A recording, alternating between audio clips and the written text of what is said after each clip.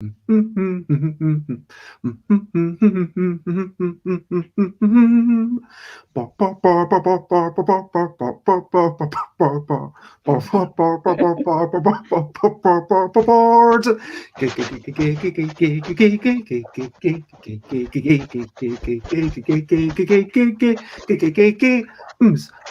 games, board games, it's what I'm talking about. Board games, board games, I'm not gonna shout. I am starting off this streaming with a little bit of singing. And over here on this side of me is the person known as Maisy. Maisy Cuff does translation. This has been the inspiration for the show that we'll do today about all the games that you might play and some games that you have not played yet. But some of these might be games you want to get because Maisy does games translation too. Maisy does games translations for you. And everyone else who wants to play the game, not you specifically. I've got to be honest, like it's not. I mean, like if there's anyone specifically, it's more like for the publisher, for the paying clients. I have done one board game for one person specifically before. Ooh. That was my very first translation. Wow, that is super sweet. And hello, Nick. It is lovely to see you. Thank you for joining in. And what's going on? For those who don't know, this is episode 337 of Busy Beats and Board Game Blethering. And I am going to be streaming every day at 10 a.m. UK time for the next 63 days before taking a wee bit of a break.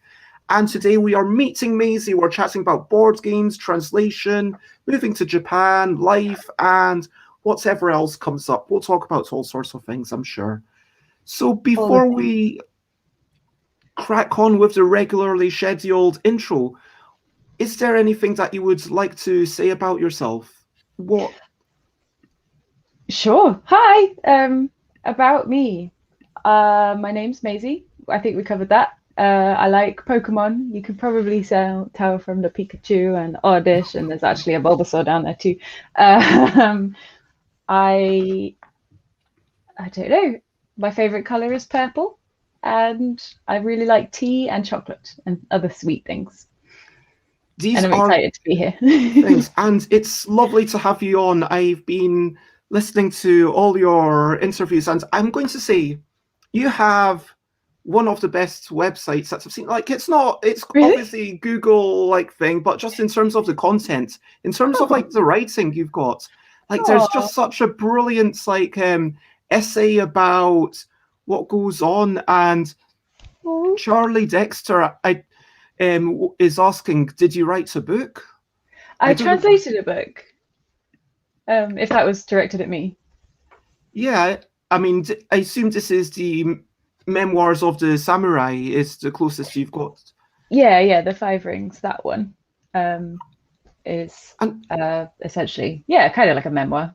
It's like a way to be a samurai.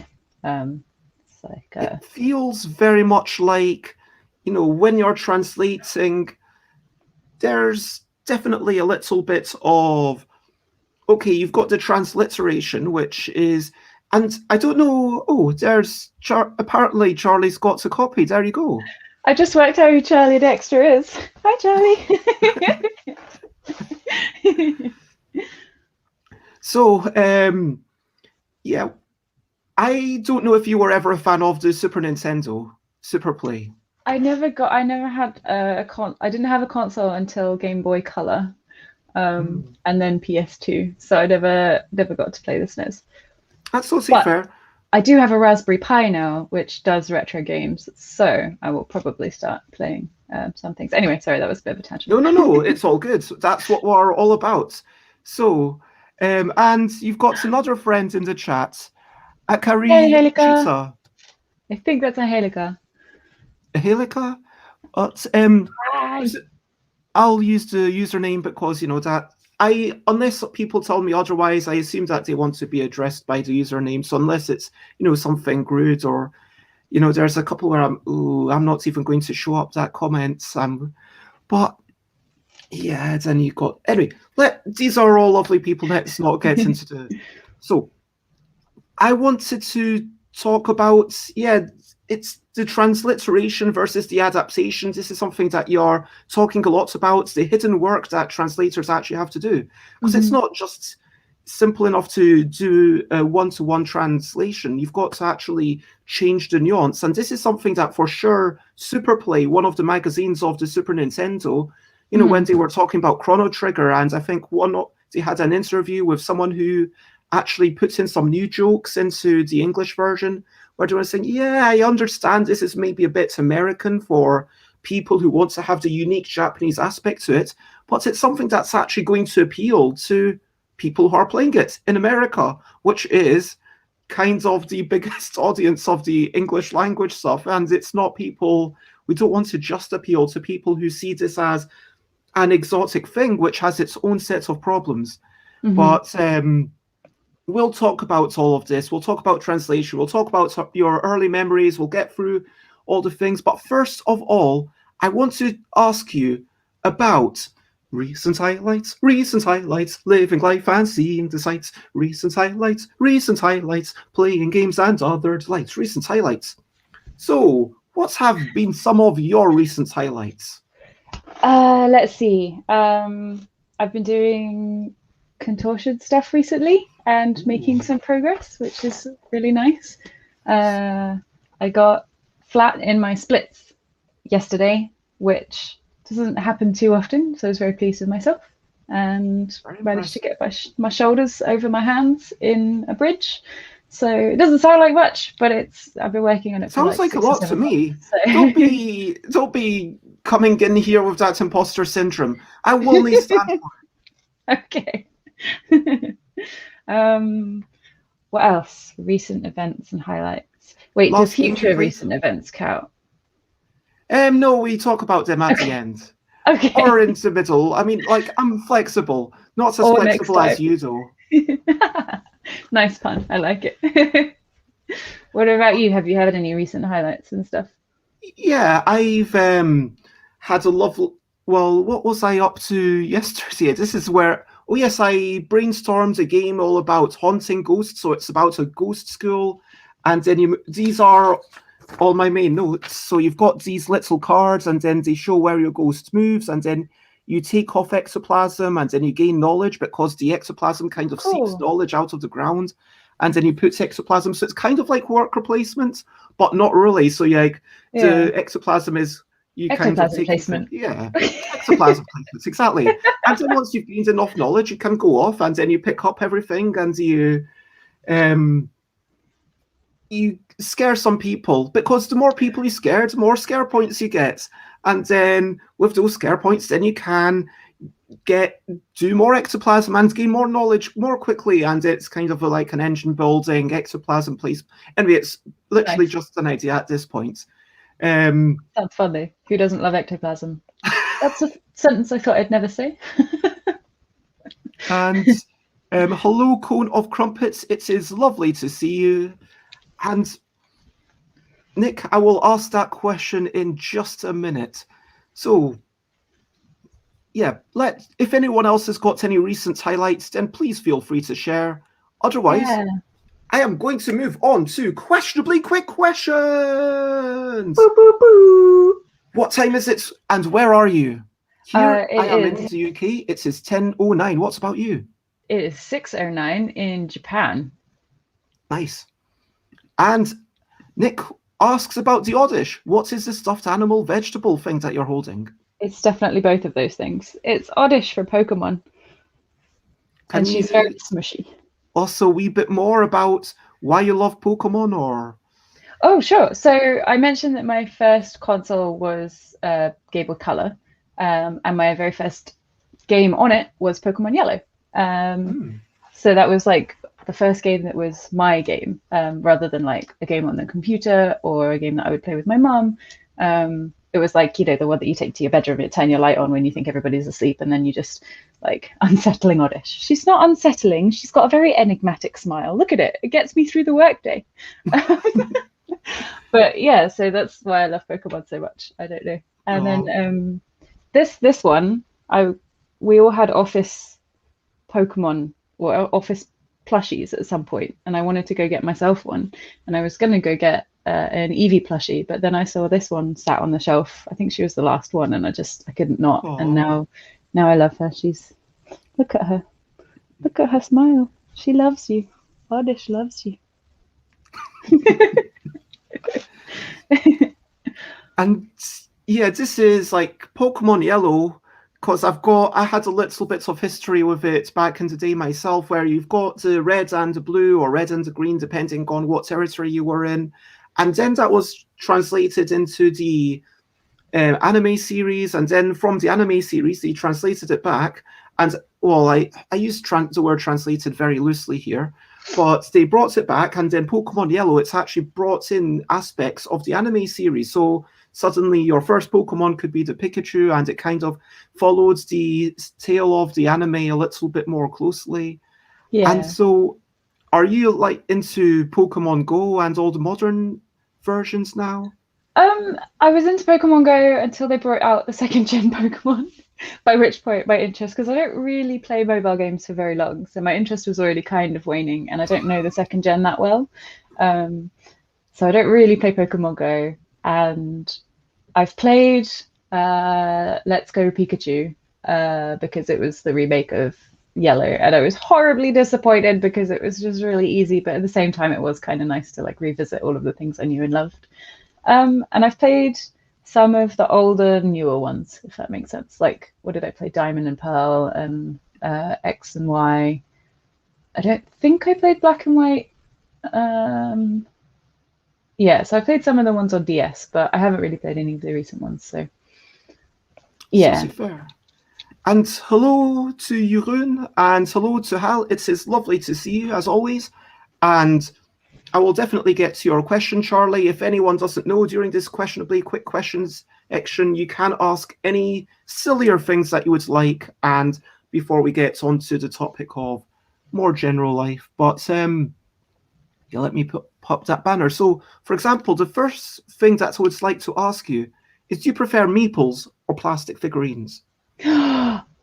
Oh, that's a question, isn't it? I kind of like meeples more, I think, because although plastic minis and stuff can be really cool and beautiful and fun to paint, meeples are just this sort of adorably like unassuming, anonymous thing.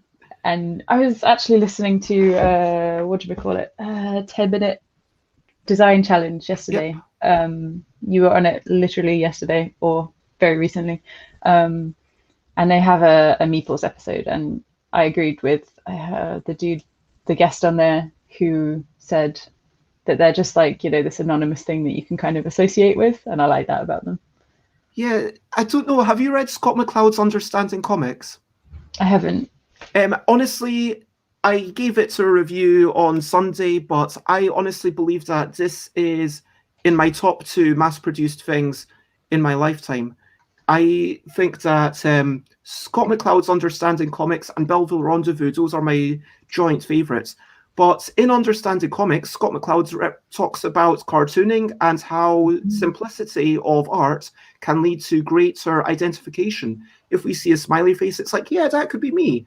And there's no gender, there's no race, there's none of these things. And the more detail you put in, the more it could be anything. And with a meeple, you can project yourself into it, you can project your friend in there, you can have anyone. And so I think that's a lovely thing. Yeah, absolutely. And hello, Elaine. It's super lovely to see you, and thank you very much for jumping in. Let's get to some of the quick questions from the audience.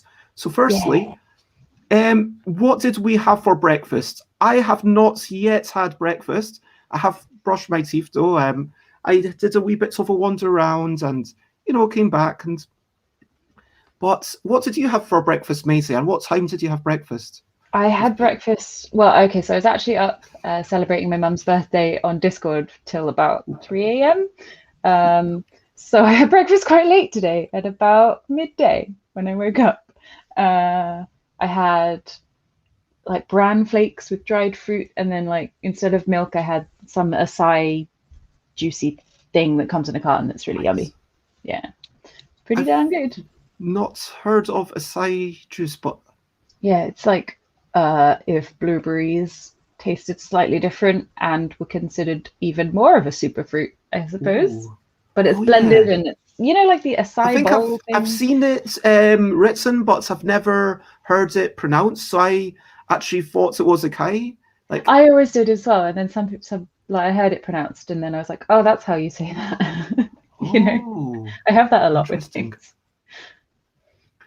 And so, yeah, apparently Elaine also thought it was acai, but hey, the more you know. So I'm going to have to definitely check that out. And so Charlie asks, what are the foods that you miss from the UK? Everything. Well, my mum recently sent me a load of Easter eggs, which was very kind of her because I was desperately missing chocolate. I don't know. I don't think the chocolate here is necessarily bad. It's just not what I grew up with, so it's different, What's and a I bar of miss it. Galaxy or Dairy Milk? Oh God, yes. And then what else do I miss? Squash. My mum also sent me some of that recently, so I'm not missing it too much. But you don't get squash here, like dilutable drinks, Hmm. so miss that. Salt and vinegar crisps. They don't do Ooh. salt and vinegar flavor here, and I'm not sure why. Oh man. Uh, Fully cooked chips, because they always manage to undercook them here, and I don't know why that is. Um, Dominoes. I know we have Dominoes here, but it tastes different in the UK, and you can get barbecue base and the sauce, the garlic and herb dip, which my partner has learnt to make recently and is a great substitute. But I still miss that barbecue based Dominoes. Wow. And a question, wagon wheels? How many different ways could you interpret that question? I No, like no, the it's like, do you ambiguity miss there. wagon wheels? Like the confectionery?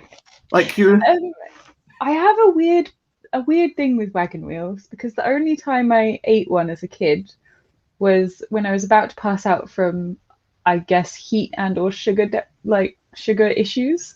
Um, every time I eat one, I just remember feeling really, really faint. So I don't miss them too much. Oh. Yeah, that makes a lot of sense if you've got all these terrible memories.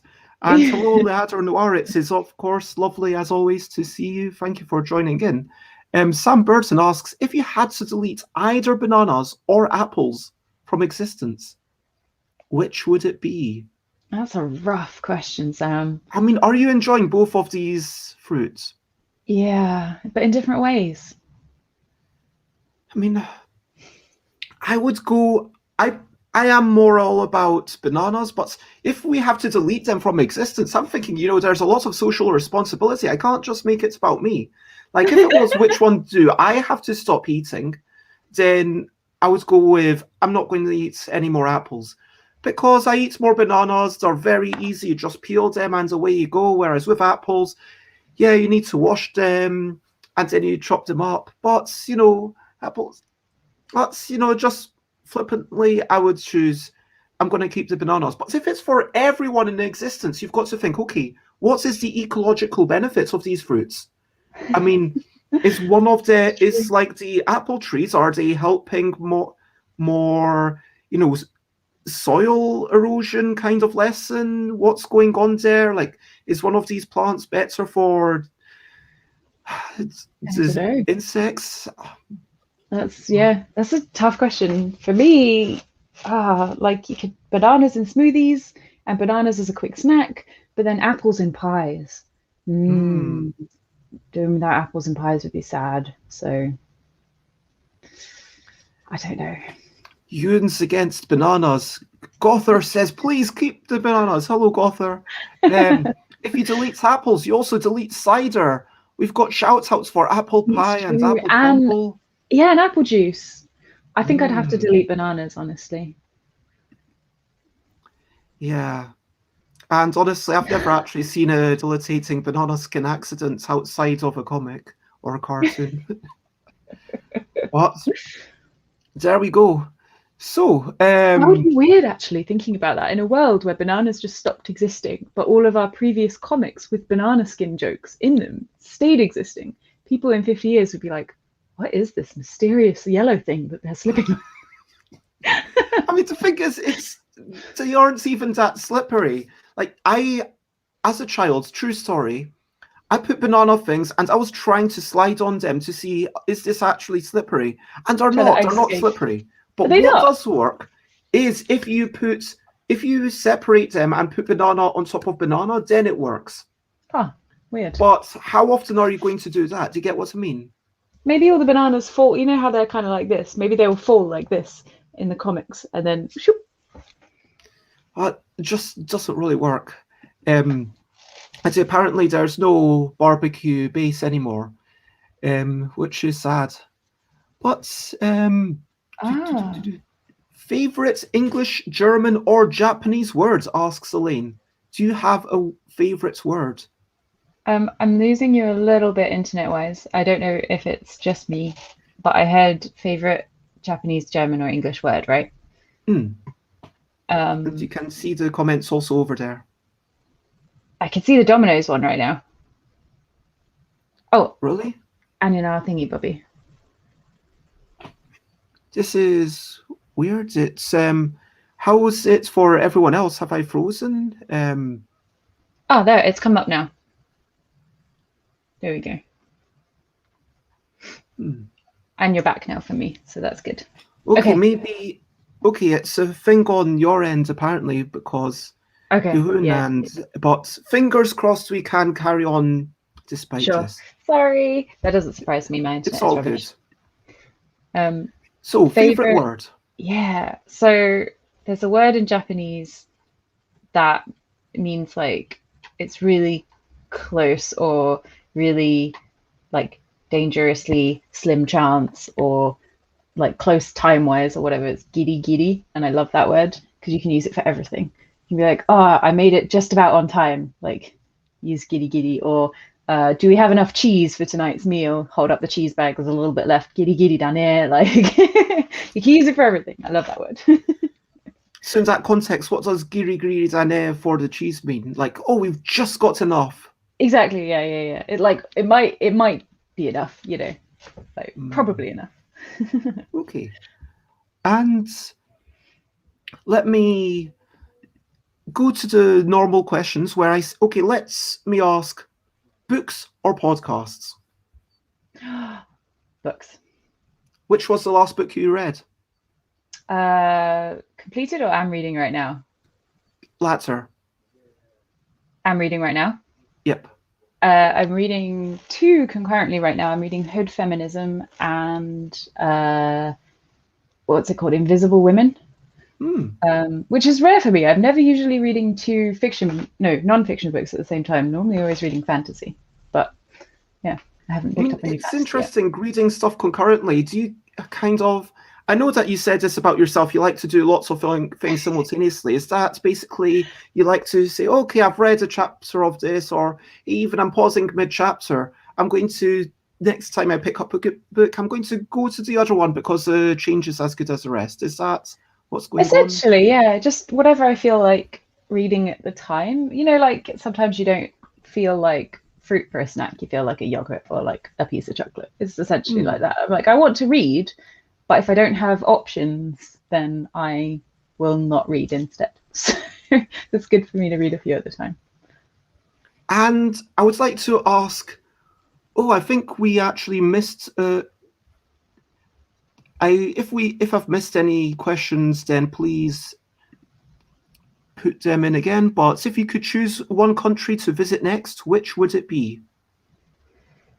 It's tough because I really want to visit New Zealand, but also we had our Thailand trip cancelled last year. So it would be one of those two, Thailand or New Zealand. Depends how much time I have. Go to New Zealand next. And then at the end of 2022, I'm going to go to Thailand. So come over after that, and then we can hang out. All right, that sounds good. If I'm not there at the same time, though, take a short hop to Japan and come visit me too. Okay, although Japan is a lot more expensive than Thailand. So there is that. Yeah, definitely that. I mean, people just want you to visit them, basically. I'd This really is what love it's doing. to. Oh, yeah, I want to visit a lot of places. And what are some of your favorite games of any genre? If you could, video games, whatever it is that you want to talk about, let's talk about your top few things. Ooh, okay. RPGs, I guess. I love Dragon Quest at the moment. I've been playing Dragon Quest 11 in short bursts, and I really like short story-based games. I played Gris, I don't know how you pronounce it, GRIS recently, and that was phenomenal. Playing Abzu as well for digital games, but then for What's that all Abzu, about? it's by the people that made Journey, if you've seen that one as Oh well. yes, I've. But this one's underwater, so that's very cool. Ooh. And then similarly in board games, actually, I like story-based games. So Above and Below at the moment, I'm absolutely loving that. Yeah, and Mice and Mystics, that kind of thing. So, Have you played Stuffed Fables? I haven't, but I really want to. It looks so good. It's so adorable. Oh, the whole book. I love the idea of playing through a physical book. Like you open the next page to play the game. Oh, it's great. Put your little characters on the. Oh, really need it. Need that in my life. The other question I was going to ask, talking about Ryan Lockhart with Above and Below, have you played Near and Far? I haven't. It's on my wish list. Maybe someone will get it for me for my birthday in, I can't -8 from 22 fast enough. 16 days. Is that right? That's not right, is it? 14 days. 8 minus 22, yep, 14. This is why I do language and not maths. That is totally fair. And yeah, there's just so many games out there, and it can sometimes feel intimidating. Oh my gosh, I need to play all these games. But at the same time, it's about treasuring the game that's in front of you right now, like treasuring the game that you're playing right now, and enjoying it for what it is. I actually recently, by which I mean just in the past couple of weeks, finally downloaded a bunch of Humble Bundle things that I had bought maybe 7 years ago. So I'd been buying lots of things and never actually playing them. And not loads of things, but multiple things and multiple bundles. And so I've got, what I'm probably going to do is end up like saying, okay, you know what, I'll just play each of these maybe for like a 2-hour stream and try it out and check them out. And then afterwards, most of them I'm not going to finish, but it's like, what do you enjoy? And you don't have to finish everything. You don't have to even play everything. You don't have to know about everything. And just having all these things. And that brought me to my next question, which is Arabian Nights, which I don't know if you've played that one, talking about crazy stories. I haven't played it. I mean, for me, it's a bit too non sequitur, a bit too outlandish, a bit too surreal. You end up going from thing to thing, and it doesn't feel like there's any cohesion. I feel like games have moved on personally. I know it's one of those, if you're a game designer, definitely check it out. There's a lot of lessons, but as a pure, I want to play fun games, I'm not sure there's... This sounds terrible, but it's not one that I would recommend personally. Fair enough. Yeah, I haven't. I'm going to go look at the cover.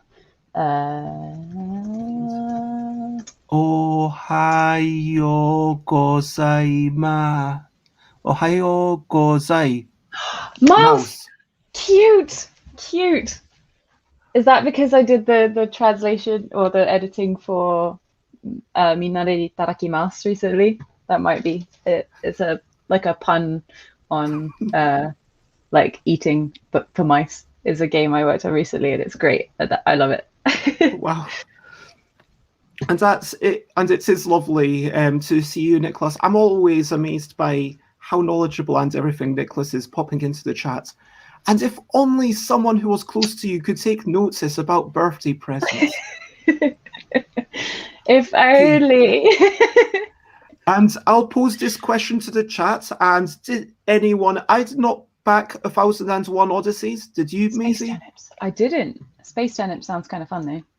But I am going to move on and to the brilliant thing.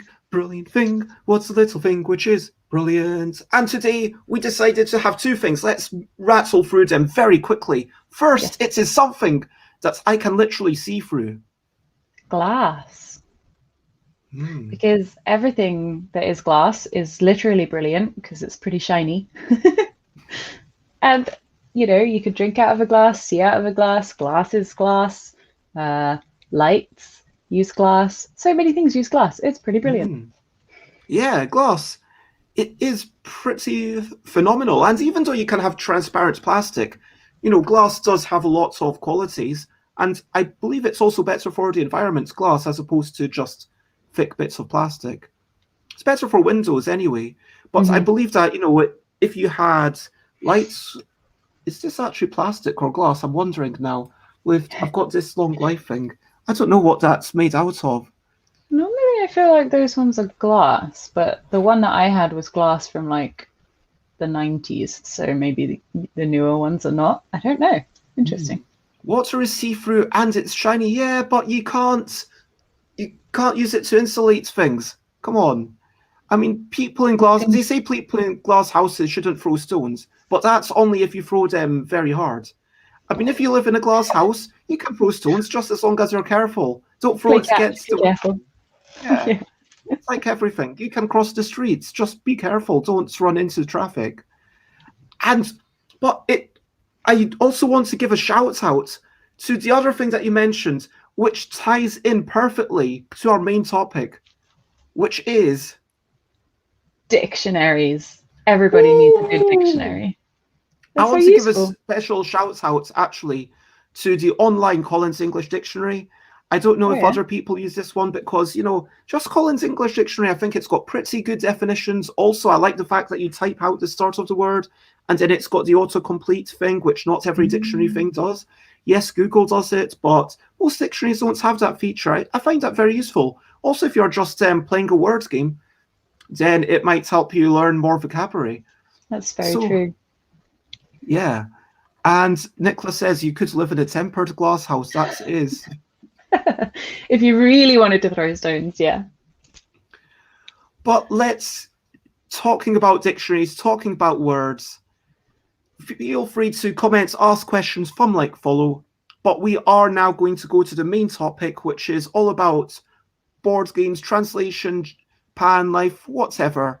And even though I wanted to start at the start, I am going to pop on Charlie's question, which is what drew you towards translating board games? And yeah, what's the favorite, most interesting thing? What drew you in the first instance? So I've always seen translation as a bit of a puzzle, and I feel like that's truer the more technical you get. I mean, all translation is obviously going to be a bit of a puzzle because you're working through the words that you've got there and figuring out how to put them down best. But the more technical you get, the more it feels like things are sort of slotting into place. But I also really like creativity with words as opposed to just plain, you know, like legal documents, like this is this word, put it here. So I think that's the most interesting thing about board games is that it feels like a beautiful combination of puzzle game and writing, like creative writing itself. So it's a lovely balance and I really enjoy that. Because there's definitely a utility to it. There's definitely a sense of, okay, this is fit for purpose. There's that, yeah, these are instructions you talk about, but there's also the sense of expression. And did you always love English?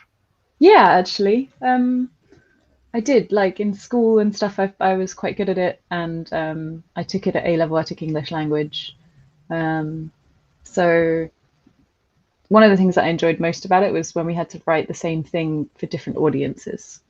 You know, sort of adapting your language was always something I found really interesting as well. I actually wanted to know about your approach to learning new languages. Like you've had to do this a few times, and is that also something that was a big fascination as a child? Just all the wealth of cultures and languages out there. I guess as a kid, being not very self-aware, bless you, uh, I I don't think I thought about it because so I lived in Germany for a few years when I was 3 to sort of 6ish. Um, and I just sort of picked up the language naturally. And I remember having a lot of anxiety about not being able to speak the language at first. And then I also remember a lot of joy at learning a German word that had 3 S's in the middle, just like SSS. So I think I've got, How do you even pronounce that? I know the Shaftus S, like the double S has its own letter, but triple S? I don't remember. I just remember learning it and then drawing a picture of an otter at the bottom of the page for some reason. But so I have good and bad memories of learning language there. And then at school, I decided to pick up German again. It's funny, like all of my language learning has been really rocky. I don't generally enjoy it as much as it would seem that I do, given that I work in languages now. So when I was in school, my teacher wasn't very nice, and I didn't apply myself very much in the classes. Learning vocab was a pain. When I was learning Japanese at university, the whole time was, it was very stressful. I remember one of our teachers, one of the good teachers, told us that Japanese would be our boyfriend for the next 4 years, and she wasn't wrong. You really kind of have to like get in there, I guess is the best way to describe that. But I have a lot of like language learning is stressful memories, but I keep doing it. I'm not sure why. I mean, it sounds like a similar situation to me where I was incredibly turned off by arts as a wee child, and then I came back to it because I just loved it, and it was despite it. I was maybe a bit of a troublemaker. I'm not going to deny that, but at the same time, I have memories of taking so long over a piece of art, and then a teachers kind of saying, "Oh, you didn't spend enough on it," and then I had this one thing where I did a crushed can, and it wasn't the best thing, I'm not saying I was the most skilled student, but I spent hours on it, and then the teacher said, "Oh, you see what happens if you spend a full 30 minutes on your thing?" They had no way to see if how long I'd spent on it, but I spent so long on it, and that really made me feel, wow, this is like what they see, that this is me spending 30 minutes. And the fact it was just anyway. But hello, J Foolsguard, it is lovely to see you, and we've got quite a few questions about language. We'll have to rush through some of these, but J Foolsguard, Jeroen says, "I think to learn a language, you need to get in tough with the culture." Would you agree with that?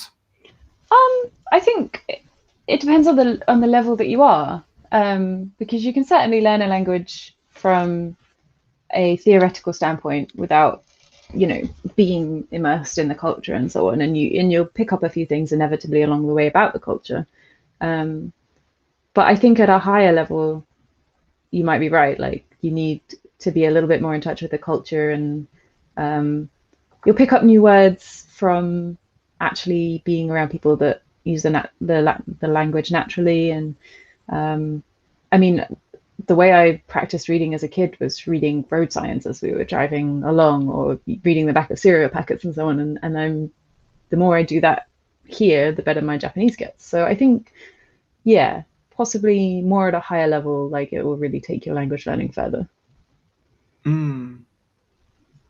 And then you get to learn, I guess you would learn things like giri giri or moshi moshi, like, from a textbook, but to understand exactly how it's applied and understand the nuance, that definitely means something. Thank you for I agree 100% with Elaine that teachers who equate being bad at something to not trying, that's not a good thing. Nicholas has a deep appreciation for the creative side of translation. There's just so much more there than what may seem when people think on the basis of their own experience of just consulting dictionaries. Elaine is asking, what part of language do you find the most difficult to translate? For me personally, actually, dialogue Hmm. I find most difficult Is that because, because it's got to be naturalistic? yeah, not just that, it's got to be natural when you translate it, but it's also there is so much context and nuance embedded within casual speaking language that I don't have as much experience in. All of my, well, most of my speaking experience, especially at the beginning of when I came to Japan, was formal customer service stuff. So even though I was speaking for 8 hours a day for a year or so, I didn't spend much time, learning casual stuff. So casual dialogue is hardest for me, I think. Hmm. I guess something more formal is going to be maybe easier to translate because, but I have more experience in it, yeah, with formal dialogue and stuff. Yukun says, I find it hard to find well translated rules. I found out that it needs more background, not just the word's general meaning, but also the double layers. Do you try to go in depth? Do you try to always keep that nuance intact? Oh yeah, absolutely. There is, there's obviously like the literal sense of the rules, but then there's also places where you've got to make sure that, for example, like the difference between you have to do this after doing this, or you can choose to do this first and then do this, even if you don't do this, and just sort of subtle changes and stuff. And then there's like the difference between you can do this or you have to do this, and they're not often said in so many words. Um, so there's a lot of making sure that I have all the nuance. Like one of the first games I played properly as an adult was Yu-Gi-Oh, so I'm a bit of a stickler for how to write exactly what you mean, essentially.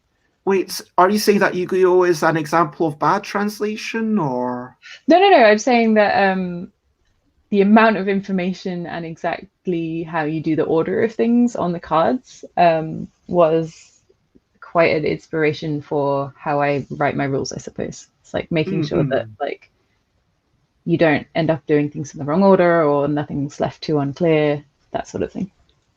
That totally makes sense. And I wanted to now go back right to the start and ask you Mm. about your first memories that you're willing to share, something that it doesn't have to be the most meaningful or but what's your first memory? About board games or about anything in general? Anything. My earliest memories are I used to live in a place in Wokingham, a smallish house, and the downstairs you could go all the way around. I think so. You could go from like I don't really remember the kitchen too well, but you can go from the kitchen to the living room to the hall to the dining room back to the kitchen.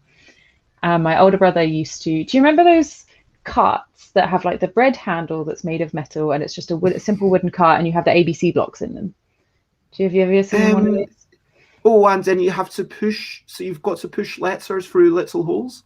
Not quite like that one. This one just had the blocks on it. It was like a way of, I Okay, don't know, it's kind of like a flatbed trolley. okay. Um, I'm not familiar with it, but I totally understand what you mean. Sweet. Okay. But yeah, I remember sitting on that and being raced around the circle of my older brother. Oh, wow. So that's probably one of my oldest memories. That sounds just delightful.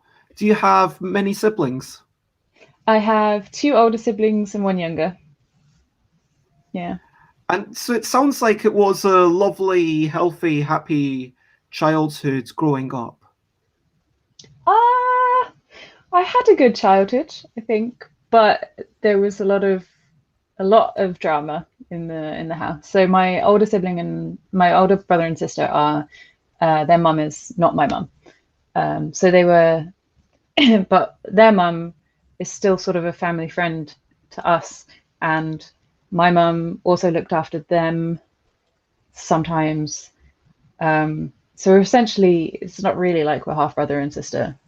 Um, we just, yeah, we're just separated by a lot of years. And my parents were together until I was in like the middle of secondary school. So So I had a good childhood for sure, but lots of, not staying together families. Mm. That sounds challenging. Yeah, but it taught me a lot, I think. That's good. Like, how did you get on with school? I mean, you mentioned that maybe your English teachers weren't, or was it your foreign language teachers you didn't get on with the best? But did you enjoy it? Did you get on with the other kids? Oh, so I loved the learning, and I enjoyed the homework. I liked the library, and I had no friends. When I was in junior school, I had one friend, and I'd literally just come back from Germany, and my parents had taken me to the school to do like an open day thing to go around. And there was one other girl there doing the open day. I'd grown up in both like a little bit of England, a little bit of Germany, not quite enough of either. And essentially the first thing I said to her was, "Hey, will you be my friend?" Oh, And we stuck together for the 4 years of junior school. But yeah, we weren't very popular, and that was a difficult time. But I really enjoyed like the school part of it.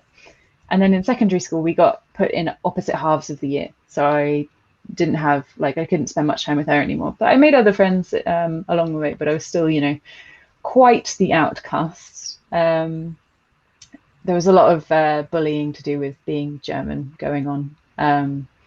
People would hold up their hands and salute and march past me and call me nasty names and stuff like that. Which is, I think, probably why I didn't like my German teacher very much, because she never did anything about this unless it was directed at somebody else. She was also just generally a mean person. So, but I did like my English teachers.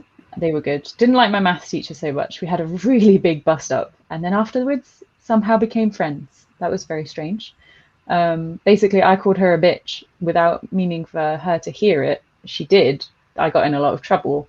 And then once it had all sort of blown over and detentions were done and so on, she signed my yearbook as the Big B. Like, she called herself the Big B. Yeah, so I really enjoyed like the learning part and so on, and I hung out in the library a lot. But I wasn't a very popular child. I was quite the troublemaker as well. I remember getting a certificate of good behaviour and then having my teacher write on the back of it, "This has been cancelled because she scratched Oliver on the neck today." I was like, oh. wow. Yeah. That was my school life. Yeah, Elaine suggests that sometimes a big bus stop clears the air a bit. And I want to say hello to Leo McDonough, who says, Hi. and yeah, so sprichst du noch Deutsch? Nur ein kleines bisschen. Ich bin studieren, aber meine Sprache ist nicht Anyway. gut. I'm practicing. So, I'm working on it. For those who are watching and maybe don't understand any German at all, I think you just said, "I only know a tiny bit. I'm studying, but my German isn't very good." Yeah, exactly. Yeah. Okay. My I mean, I don't know if that was grammatically correct, but no, yeah. Danke, Dankeschön. Oh, apparently it's very good. Yay. And hello, Javier. It is lovely to have you back. I was actually just talking this morning with Maisy about how I was thinking about stopping the YouTube, and now I see like I've got 3 people there today, which is lovely. But Yay. and Adrenor says, "Yes, I understand everything perfectly." Yeah. Okay, let's talk about languages. How many other languages do you know? And hello, Miss Mark. I only know English, German, and Japanese, and German to the small degree. So I'm not a massive language person. Would you consider yourself bilingual? Oh, there's the imposter syndrome. Hello, Alex. I don't know. Are you able to hold a conversation in Japanese? Yes, but I know that I make grammar mistakes, and I know that it's not perfect, and I know I have so much to learn about, like polite emails and so on. So I'm kind of like, I look at all these other people that I consider bilingual, and thank you. And I'm like, well, I'm not that level, so I can't be bilingual. But then I guess it just depends on your definition of bilingual. Like I'm not a natural Japanese speaker, so maybe I'm never going to be bilingual because I don't know. It's bilingual is like a native level in my eye, and I'm definitely not a native level. Thank you. Curious. Curious. Give yourself 50 points. I like that wordplay. River Dusty asks, so if you know Japanese, subs or dubs in anime? Yeah, dubs for Pokemon, because that's what I grew up on. I grew up on the English, though I have seen the subbed. But generally for everything else, subs, because I enjoy listening to the Japanese more than I enjoy listening to the English, essentially. And yeah, there you go. Alex getting 50 busy bonuses. But yeah, lots of love. Nice. Let's talk about early adulthood and jobs. Let's talk about continuing education. Let's talk about after school. You went off and you had some crazy media course and some sort of teacher. It wasn't very good. Let's talk about that. Sure. Yeah.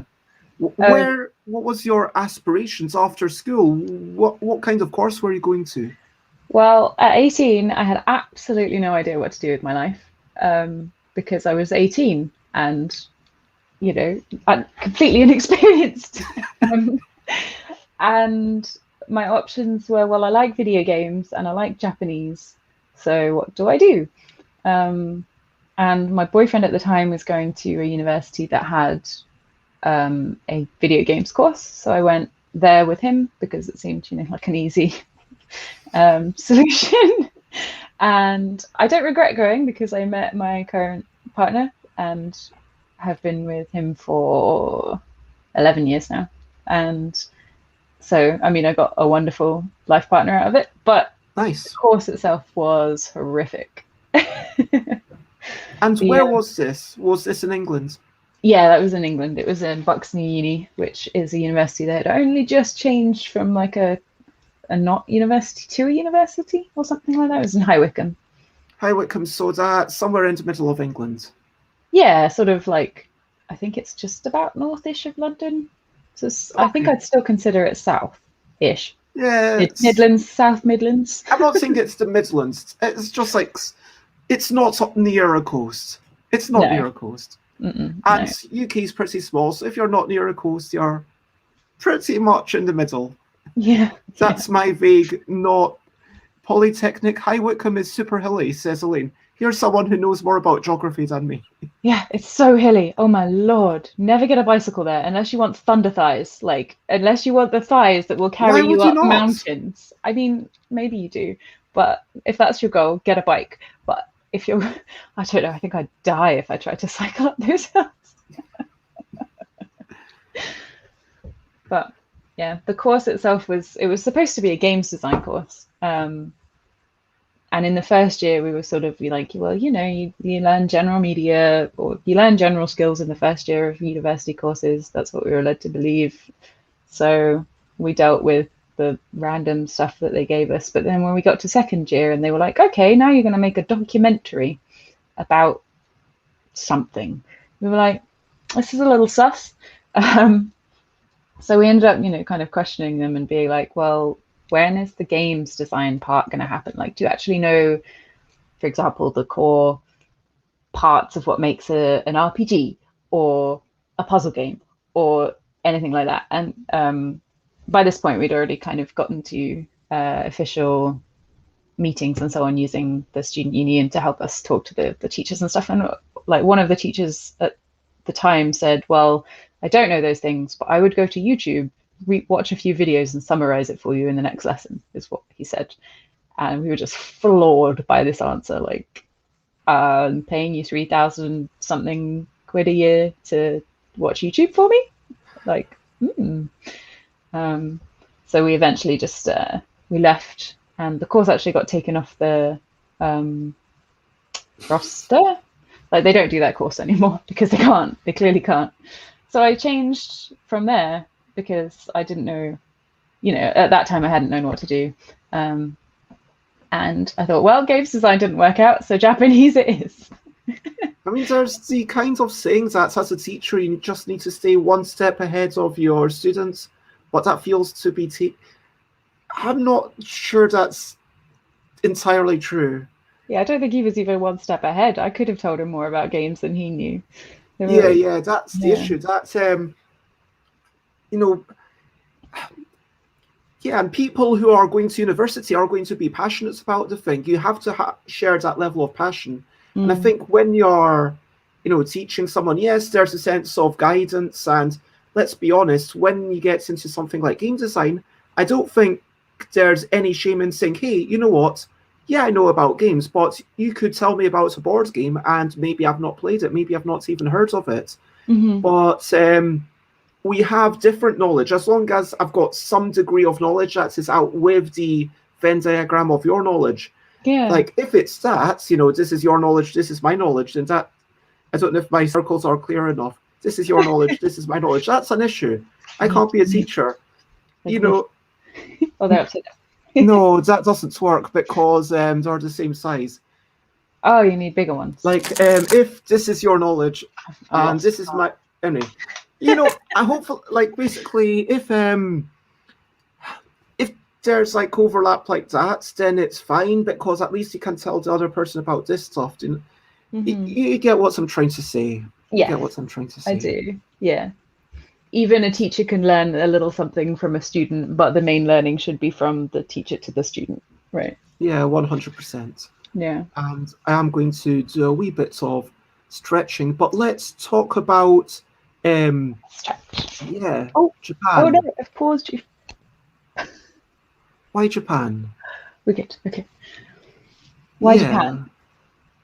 Yeah. Why Japanese? It sounds like it was just a random decision.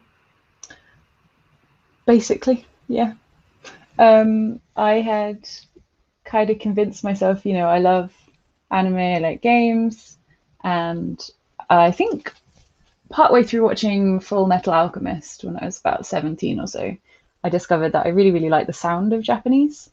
And, other than games, that was kind of the only option that I could think of for a university course. I was also thinking about biology, but it just seemed terribly dull.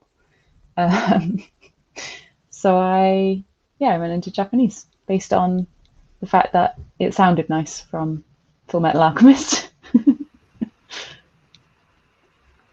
And I hear about so many people falling in love with, you mentioned earlier on Akira Toriyama, the Dragon Quest artist.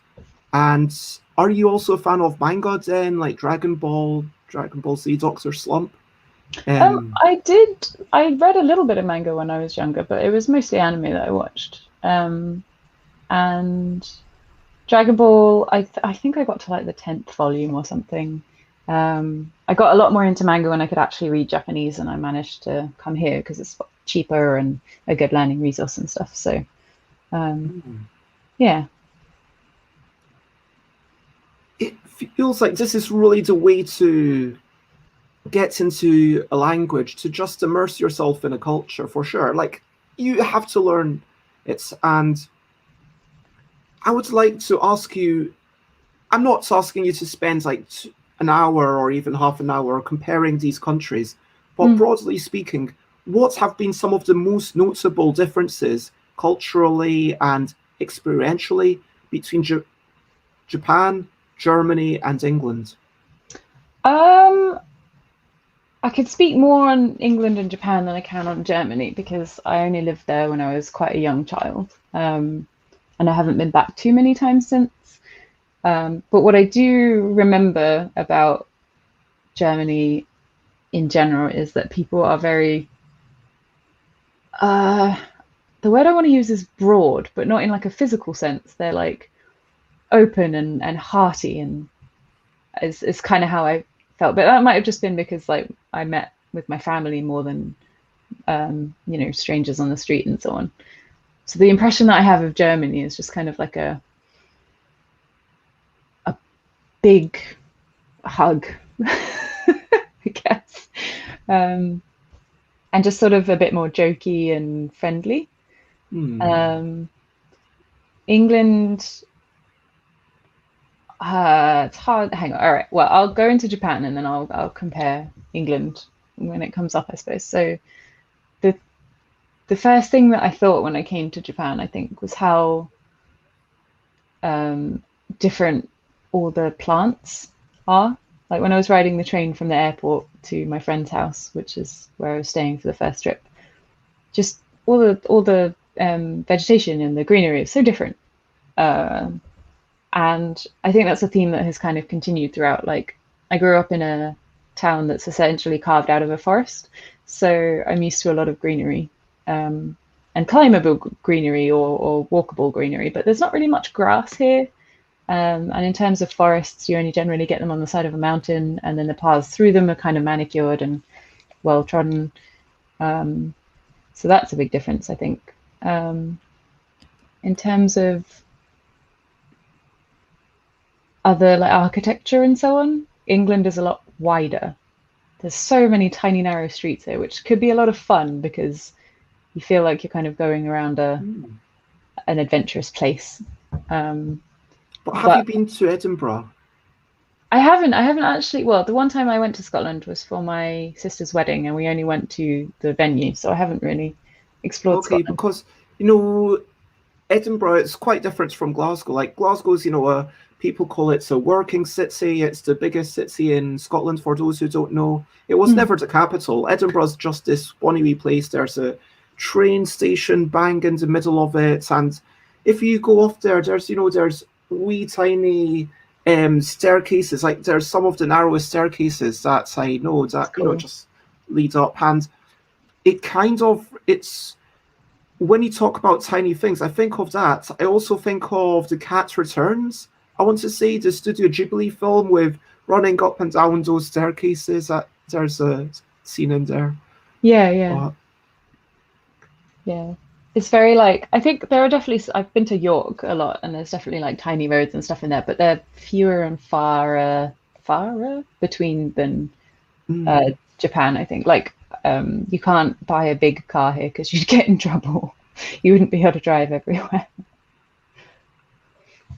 And so many good points from Nicholas, like about the value of the aesthetics of the language, about anime being possibly more accessible, and about just everything, like the smells and the feels when you go to a different country. It's like, wow, mind-blowing.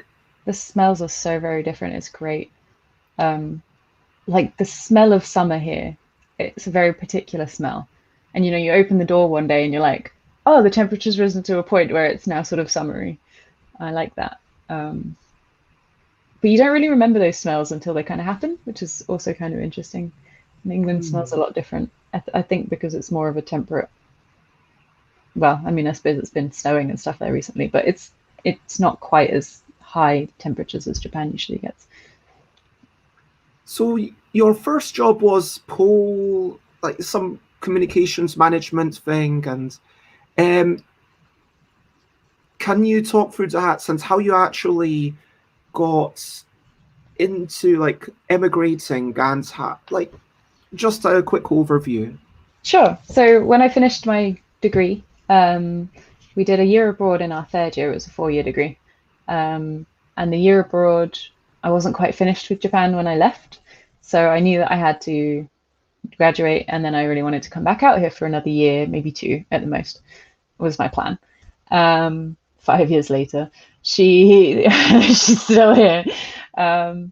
So the first thing I did was I knew I wanted to be in translation, so I got a job, any old job I could manage that was close enough to translation, because my Japanese was absolutely pants when I finished university. It was abysmal. So I'm sure they looked at my translation test for that company and just laughed. It was really strange. They didn't let you use a dictionary and you had to handwrite it. That was honestly the weirdest test I've ever had. But I managed to get a job anyway. I did communications, so I essentially told the client what our translators had done that day, and if there were any questions, I would be the go-between. It was great fun. I really enjoyed it, and I made a lot of friends. Like, even I think I was there for like 3 months, 4 months in total, but everyone there was just really lovely. And yeah, it was a time though, because half my salary went on traveling into London, and the salary itself was like 16.5K, which is abysmal. But after that, I so the plan was to get to Japan. So while I was doing that job, I was looking for other ones in Japan, and I used an agency, like a job finding agency called Top Career, and they did a bunch of interviews with different random companies. They were all very random, like a bank, and I think one of them was a travel agency or something. And then one was for Gins, the glasses company over here. And the interviews went well. I passed, and just about somehow. And that job allowed me to get my visa and go over to Japan. And my partner came with me. We got married before we went. We were going to get married anyway, but we had planned to, save up and do the wedding thing. We didn't manage to because no money, no time. So we. Am I allowed to ask, is Charlie your partner? Charlie's not my partner. Charlie's my cousin. Okay. Yeah. My partner is probably just about on the way back from work. And yeah, so we got married, and so he could come with me on a dependent visa, which basically means that he gets to not be kicked out at the immigration. Well, that's good. Yeah. And then he got a job when we got over here, and I worked at Gin's for about 1 year and 4 months or something. And because I worked on the shop floor, and Mitch is here in chat. Hi, this is my partner. So it's a photo of Maisy's partner. Yeah. You've both got very curly hair, it looks like. We do, yeah. It's funny, we have the same curl type too. And yeah, but if we have kids, they're going to just be like curly everything. But we now know how to look after curly hair properly, so that's a good thing. Yeah. So we came over, I worked on the shop floor for about 1 year and 4 months, which meant that my Japanese speaking ability just kind of went way higher than it had been when I left. And after that, I felt, actually able to translate and so on. So I moved on from there to game jobs and so on and so forth. Yeah.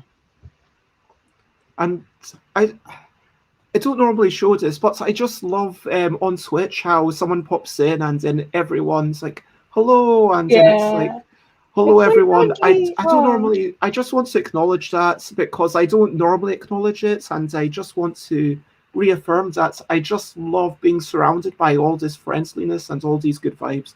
So Absolutely. Again, thank you everyone for being your wonderful self, and lots of love to you all. Yeah, I'd like to talk about staying healthy. You talked about maybe you don't have the thunder thighs that can get you up, the tallest hill, but you engage in extreme sports, apparently. What's that all about? That's not staying healthy, that's just going for adrenaline. But then you're doing contortion, which is super awesome. I mean, I would love to be more flexible. Have you ever tried pole sports? Have you... Yeah, I don't like pole. I do, but I love it. It's beautiful, and the people that do it are strong and fantastic and amazing, and it blows my mind. And I can't. So I don't have very much upper body strength. Yeah, I have so I actually kind of do have thunder thighs. Just not thunder thighs that would get me up a hill. But yeah, the way my body is made up is I've got more weight in my lower half, which means that my upper half has to work a lot harder to do certain tricks and so on. And yeah, things like pole. I'm also trying to work on hoop at the moment, which I love. But I can't do a pull up. Do you mean hula hoop or do you mean aerial hoop? Aerial hoop. Okay. I can't do a pull up. so that's, it's quite rough. But yeah, I don't know. I like the idea of doing pole, but I feel so unwieldy with it. Oh, that's another thing. I love working on stuff that is just my body, but I don't like practicing with a thing. So, for example, I love to sing. I don't like playing instruments. Even though I love piano, it sounds beautiful, violin, just gorgeous. I would never want to practice it. It's very strange. And yeah. Interesting. No, I'm just kind of thinking, yeah, there's that kind of purity, and you're like, okay, it's just me, and all this power is coming from me, or all this noise is coming from me, and is that part of it, do you think, subconsciously, maybe? I don't know. I've never thought about it that way. I just think I'm really unwieldy as a human being. So if I have to put another thing in the thing that I'm trying to do, it's got twice as much to go wrong. So that's always how I've thought of it. Like if I have to manipulate something else as well as my own body to manipulate the thing, it's harder, perhaps. Yeah. Can you talk to us about extreme sports and the circus? Oh, sure. So between games design and Japanese, I ran away to the circus for a few weeks. I'd always wanted to, because I love circus stuff. And there was a sort of student course, and you could pay some money and go and sort of be in a circus. And I didn't stay very long, but it was really fun to do while we did it, like do somersaults off a little trampette while dressed as a pirate in front of an audience, and silks. Oh, I do love silks, the big ribbon tissue things from the sky. And then winding yourself up and like letting yourself fall, but because you've done it in a particular way, you get caught just at the last minute. Yeah. Oh, wow. Yeah, I love all of that. I really want the studio that I'm learning contortion at the moment to start aerial silks, because if they do, I'm going to be there every single day. But they don't have it at the moment, and the only studios that I found so far in Tokyo are quite far away. I did find one that was about 9 kilometers away, but that's still quite a long way to cycle after having done a full session. So I haven't continued silks in Japan. But yeah, circus was fun. And then I, thought I need to go back to university. So I applied for that. It was also quite a rough time because I somehow didn't get along with the ringleader of the student group. So I ended up being quite ostracized, and it was probably as much my fault as it was hers, because I didn't want to fully leave all of my family and stuff behind to go to the circus, whereas I think all of them had. So like my mum would come and visit me. My grandparents at one point offered to do everybody's washing because we happened to be near them. Mitch came to visit me an awful lot. I'm not really like I can't cut my family out of anything. I love them all too much. So yeah. And sorry. Oh no, I'm done. And hello, Rob. It's lovely to see you, who's quite excited by all the circus talk. And a wee question from Le Adder Noir of, have you played Meeple Circus? I've not, but I have heard of it. Let me go look it up. Meeple Circus. I mean, for circus peeps, I know that, I feel slightly bad self-promoting, which is weird because it's my own thing. But Yogi, I've heard a lot of people saying, yeah, that's really good for contortionists. And when someone was saying, oh yeah, all the juggling conventions that I go to, people have a lot of fun with Yogi. I don't know if you've played my game. And there's your wee Game Boy Color. I have. Yeah, there's my original Game Boy. I finally got a cartridge in Japanese, so I started playing it in Japanese while I was at uni. But yes, I have played Yogi, and I love it because we have it at Jelly Jelly Cafe, where I do some part-time shifts every now and again. It's a board game cafe. And I actually, when I found out that you were the designer, I was very, very excited, like a few weeks ago. And yeah, I like to introduce it to people because it's a great, like, a group game where if everybody's a little bit shy, it just sort of removes all of that need to be shy, because you just have to be doing silly things, and you can't really be shy if you're doing a silly thing, or at least I can't be. So I think that one would be good. But yeah, it sounds like it would be a really good challenge to do as a contortionist, like with a contortion focus. So if there's a card that's like put your foot on your elbow or whatever, you could try and do it backwards instead. I think that, have you got your, I'm trying to remember if Yogi Guru is actually out in Japanese. And, you know, talking about like translations, this is the thing, because I don't want to get too far ahead of myself, but, you know, we are a translator and we are going to talk about translations here and there. It can't be just, okay, we're not going to talk about translation, because that doesn't make any sense the first time that someone comes on. Although I am hoping to talk a bit less about translation. My secret ulterior motive, which I wasn't very secretive about, is to have you on again and to talk more about translation. But so, yeah, you talked about in your essays, I think, about the fact that with video games, you're never talking directly to the designer. It's going through so many agencies. But even in board games, I didn't chat to any of the translators of any of the things.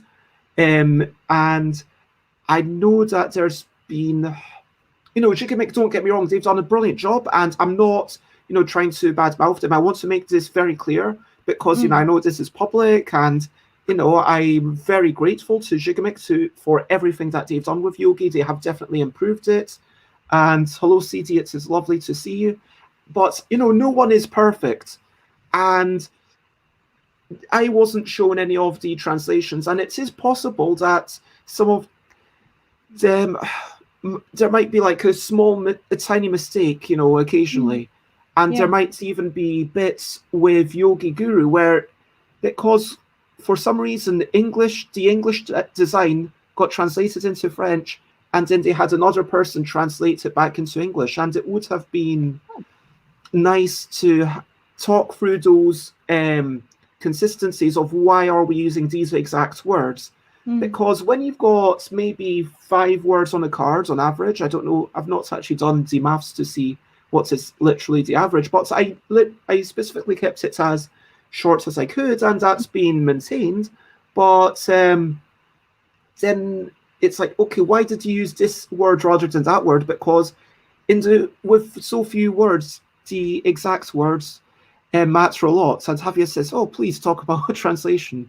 But I wanted to, firstly ask, my kanji, because there's a lot of kanji used in the Japanese version of the original, it's not good enough to be able to read it. And even if I could, even the hiragana and the katakana, okay, that's foreign words, it's fine, but or onomatopoeia. But the hiragana, like normally I don't even know what it means. I can read it fine, I can pronounce it because that's the way that Japanese is. Hey, you can always pronounce it correctly, same as Korean, and for that matter. But I was just curious, have you got Yogi Guru? Because Yogi Guru, if you've got that, then that really takes it up to the next level. Take out the wild cards, but everything else, it's pretty difficult. And honestly, if you can get through the entire deck, then you are phenomenal, and I want to see photographic evidence. Oh, I do not have Yogi Guru, but I will put it on my wish list. And okay. That could be a fun video, couldn't it? Like, what's your board game content? Oh, I take dexterity games and try and do them in the weirdest way possible.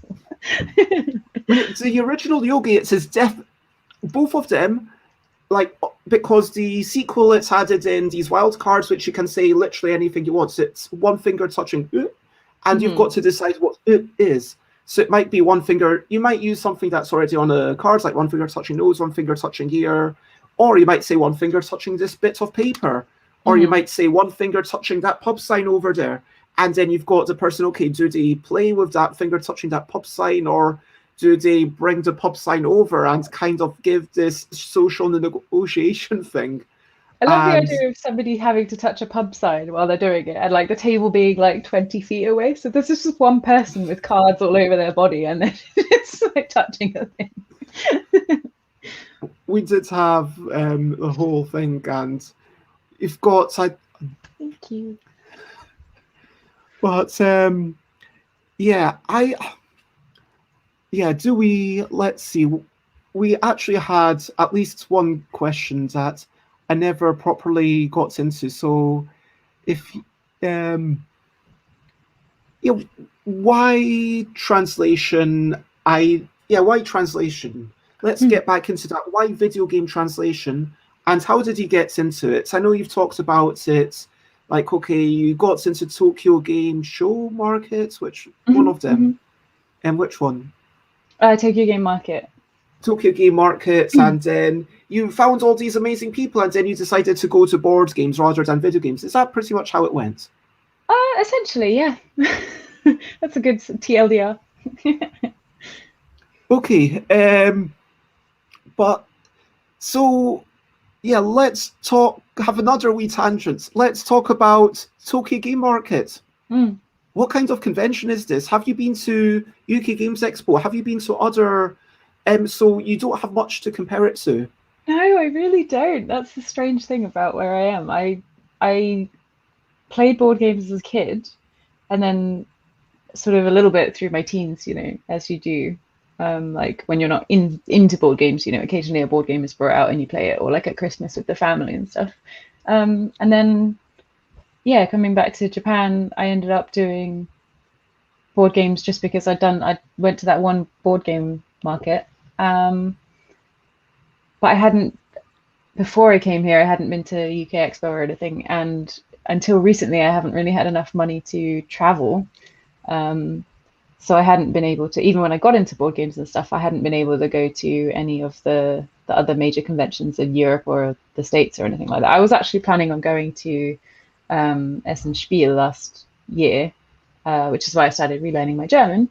But I obviously that got cancelled. But yeah, so that was going to Because be of my first, 2020. yeah, that decade. It was going to be my first. Oh no! It's a year, not a decade. Are you Don't sure about be. that? Are you sure about that? Feels like a decade. Felt like a I decade. mean, it's already going to be like 2 years probably Hmm. before. But don't go. Yeah. Hopefully by the end of this year, fingers crossed, we'll be on demand. But yeah, you know what? I'm not going to deny that when we look back at the 20s, how were the 2020s? I think it is going to be very much. Mm, Yeah, COVID is going to be the big thing. it is. It's going to be a history writing moment for sure. But Mm. yeah, so I was going to go to that was going to be my first abroad convention, and oh, my little ratties and my little brother. He hates that photo. Sorry, Tim. um, yeah, so that was going to be my first convention, and then I was going to do a bunch more this year, but I didn't, and I won't for a while. So more board game market for me. But it's, oh yeah, you asked me what kind of convention it is. So from what I understand from other conventions, it's small for one, especially now with COVID, because everybody's they've taken half the booths away. Um, yeah, definitely. So it's quite small. There's not very many booths, and there are a lot of people. Um, and it's, I don't know, the indie hall is absolutely massive. So you can just find all sorts of like interesting and sort of breaking the mold type games. Not all of them are good, but some of them are Mm. wonderful. Some of them are average. They range from like real prototypes to gorgeously finished art, even though it's just this indie company doing it, or like one person. And it's really quite friendly, and you get people like doing all the cosplay of their own games, or dressing up to try and bring all sorts of custom. And last year we didn't have the little, we weren't able to play, but they have, generally in front of the booths, they have play areas where you can try So out the games. Tokyo Game Market did actually run in 2020. It ran a mini version in August. It didn't run in April. It ran a mini version in August, and then it ran a sort of socially distanced version as much as they could in what's the word? November. I couldn't think of the month. And again, it's running sort of those socially distanced versions now. So this weekend, actually, yeah, it's going to be good fun. November, says Thanks, Miss Mandy. Mark. Yeah, forgot. And yeah, because that's really interesting. How many people, if you are, I don't know if you're able to tell me roughly how many people were there? I think normally, I think it's about 20,000, 30,000, but I think they really, really restricted it last year. So the first, like they did time slots. The first, like, I think you were allowed 4 hours and only 3,000 people could come in. And then they kicked you all out. And then the next time slot had a couple thousand people, stuff like that. So, oh, is that the New Zealand Prime Minister? Because she is Yeah, incredible. CT's based in New Zealand. Absolutely fantastic. Yeah. That's what you get for having both a young and female prime minister is, a country that works. Yeah. But no, I just find this really interesting because there's a sense of English language centric nature in a lot of board game media, if you know what I mean. And look, I have a lot of love for Richard and Tony, Tony Hyams and Richard Denning, directors of the UK Games Expo. But I think it is, Gil Hova mentioned that it's kind of problematic and arguably unhealthy to start comparing, we are the third biggest in the world, when, yeah, you are ignoring these Italian things, these French things, and possibly like these things going on in Japan. And like it's to me, like Tokyo Game Markets, it seems like it's pretty darn big. It is very much on the international scale of things. It's just because it's not English, because people don't kind of ignore it, because people aren't taught, because people can go to Spiel and they can see all the stuff and engage with things that's on the international radar. But because if you go to Cannes, for example, Cannes such a good festival, which I've been, I'm just biased because I've actually been there. I've not been to Lucca, I think it's called Lucca Comics in Italy, which has, or Tokyo Game Markets. I've not been to either of those. But in Cannes, that's a wonderful thing. But honestly, if you don't speak French, you aren't going to have much going on. And so... that's true. Yeah. Yeah. I think with Japan as well, it's a little further away. It's not in Europe or,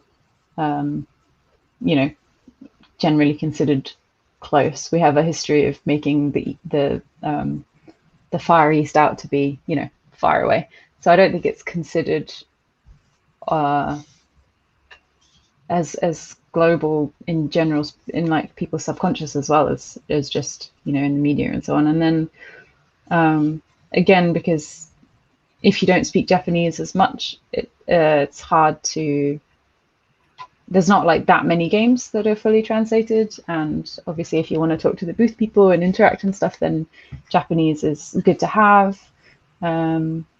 But within, I think it's quite, popular within Asia. Yeah.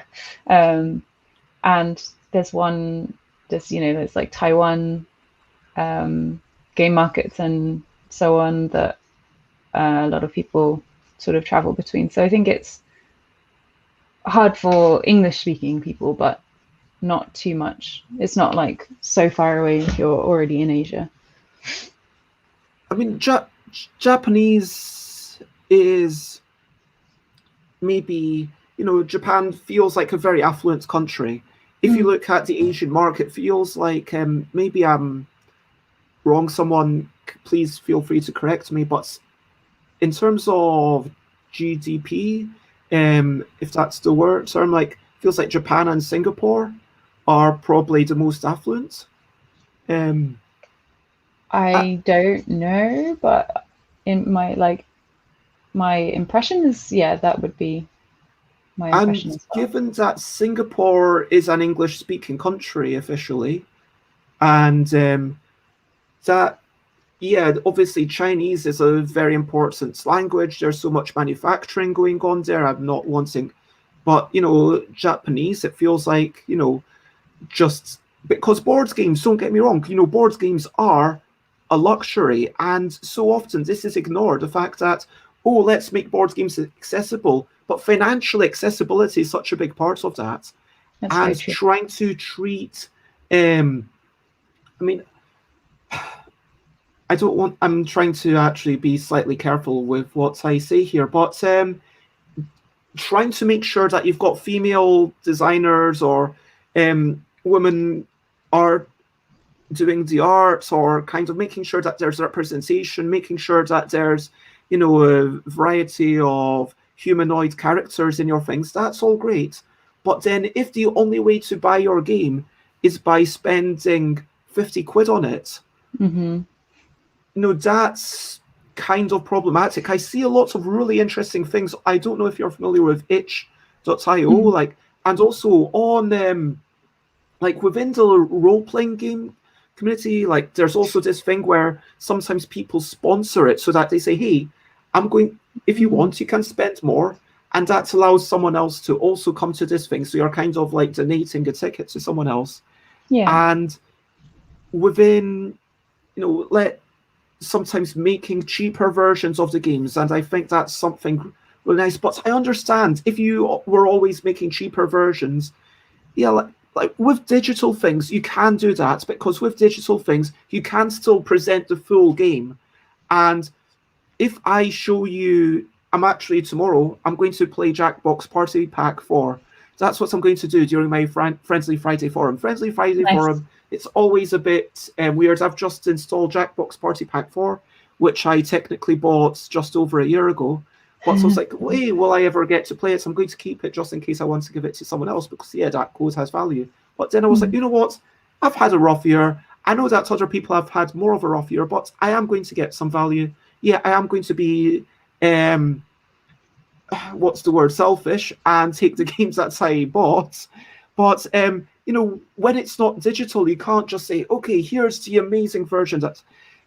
But yeah, I mean, there's print and play that's sort of getting a bit more popular nowadays, but obviously that's not possible with all games. And there's people like Atkin Games who are making like the little meeple, the set, so you can play your color. But yeah, shout out to Nikita, amazing person. Absolutely, yeah, she's lovely. But the uses of that, I think, go beyond even what she imagined.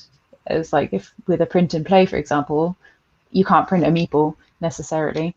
So if you have your meeples, then you can start thinking about making print and play games that are cheaper, just don't have the components, and you have to have like a caveat of you borrow meeples from another game, or pawns or dice, or tokens or whatever, and then you can print and play our game for 10% of the cost or whatever. I don't actually know how much print and plays go for, if they attach a cost to them, but I mean, it totally depends on the person responsible. And that's the thing. When it's a digital version, how do you attribute cost to it? Because especially in the board game industry, people so often correlate cost to the weight of the box. Like in a shop, you can see, okay, someone's picking that up. Okay, does the weight of that equate with the price, even though? yeah. And then you get things like, rather than having, sorry, I know I'm aggrandizing a wee bit, but I'm really proud of the fact that this is a deck of cards, and it's to my mind, that's the perfect size. There's no wasted airspace in there. I'm quite proud of that.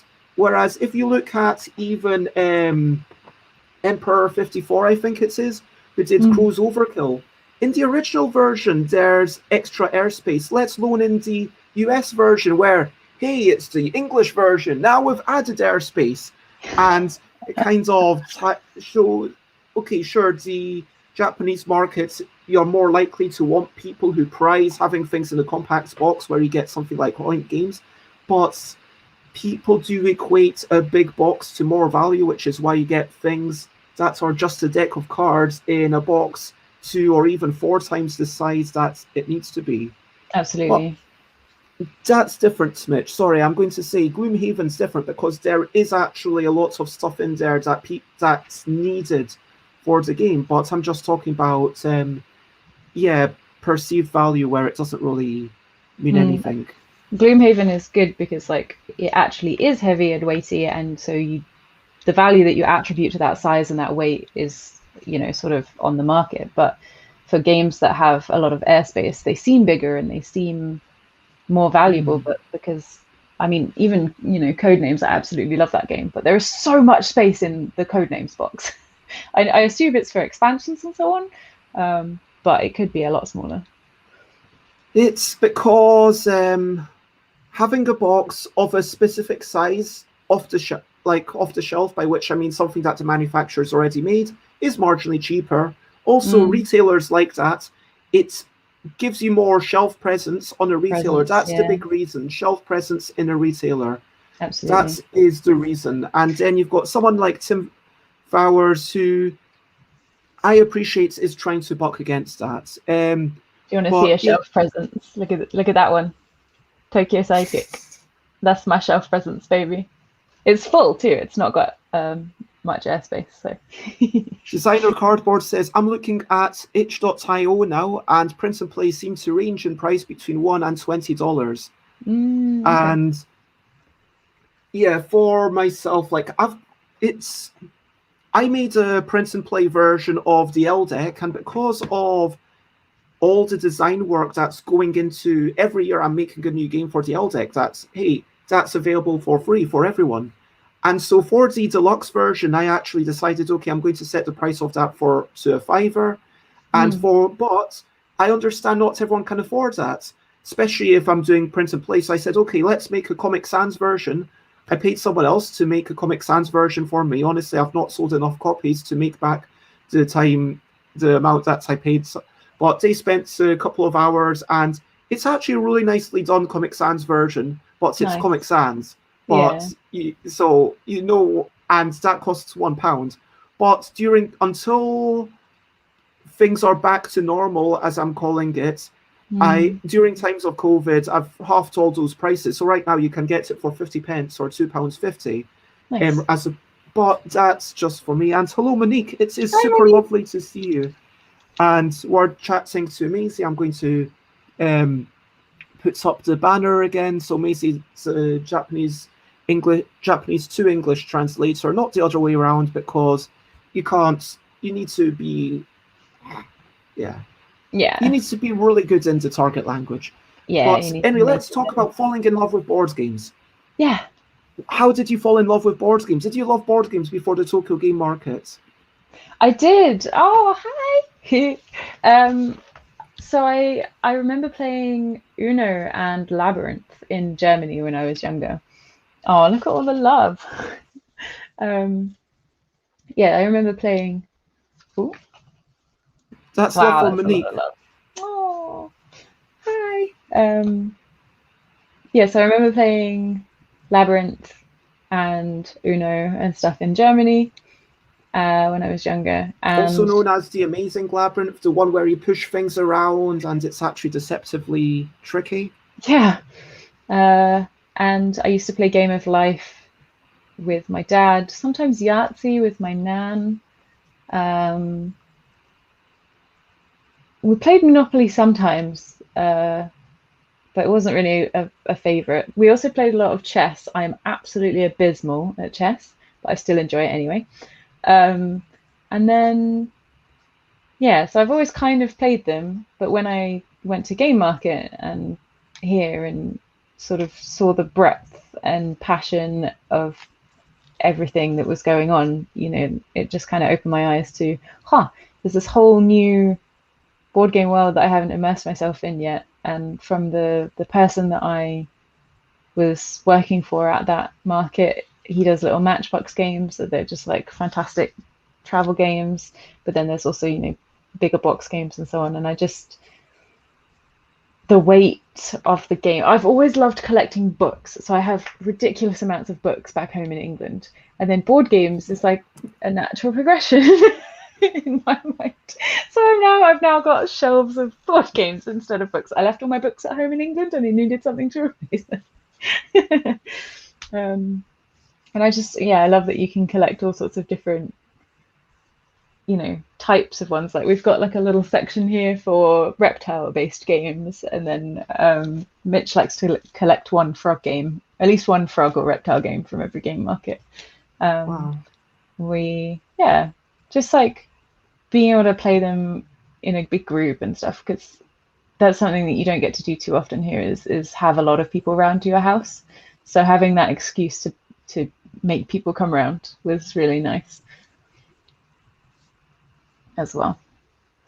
It does seem like it's always been a part of your life, and yet I know you were originally trying to get into translation for video games. Yeah. Do you feel like your life's very different because you went into board games? I don't feel like it's too different, honestly. Because I still do a little bit of translation for video games every now and again. Maybe just like the people I know are perhaps a little different, but I talk to a lot of video game translators still anyway, and I think there's a lot of crossover. People that like video games tend to like board games as well. So I don't think it's too different. I think maybe I would be more bored if I was in video games, funnily enough, because with board games, there's I'm always working on like 3 or 4 projects at once, and there's graphics to be done, there's translation to be done, there's Kickstarter stuff to be done. But I feel like maybe with video games, I would only be translating.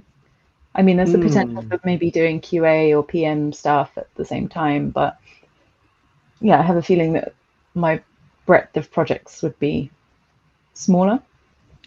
And I'd probably end up subsidizing with other random projects instead, just to keep my interest peaked, like, doing subtitles or something. But yeah. And that's the thing, like, you are essentially a full-time translator, but you work 5 hours a week at a wee board game cafe? I do, yeah. When it's not COVID times, normally I have like 1 shift a week or so. And there's a chain of board game cafes in Japan called Jelly Cafe, and I work at one in Kawasaki. Basically, it's a good way to keep up my Japanese speaking practice, to expose myself to way more games, because they have, like hundreds of games on the shelf. I get to play games, I get to introduce people to games, I get to watch their faces light up as I give them a ridiculous action game, or, like they're trying to work out a puzzle game. It's really nice, yeah. Sometimes it's a little quiet because I generally only do during the day. So if it's like school's in and it's not a holiday, then it's quiet. But yeah, I have a really good memory of a group coming in and they were like, "Oh, no one else is here. Come play the game with us." Okay. That was good fun.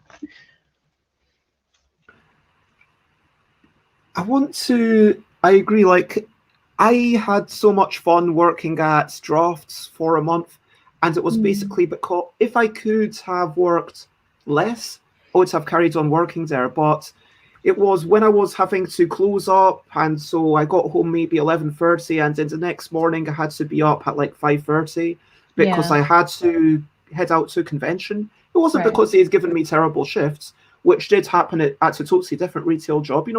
Drafts was treating me fairly well, but it was because I was also working as a publisher, and I was like, you know what, I kind of want to work here for a bit of pocket money, but also it's fun. And if you love games, as you say, showing someone else a new game that they love, and yeah. Does Jelly Cafe sell TGM games? TGM? Sometimes. Normally it seems to be only when the designer comes in and gives the shop a copy of their game, which happens sometimes. And if it, like, Jelly does go around the market and kind of collect games, especially my shop, because they're a franchise as well, so they collect games to put in their shop. So you do sometimes get some indie games, but not all that often. And I think it just depends on the store as well, because some stores focus more heavily on heavy board games or party games or whatever. So the answer is yine. Yes and no.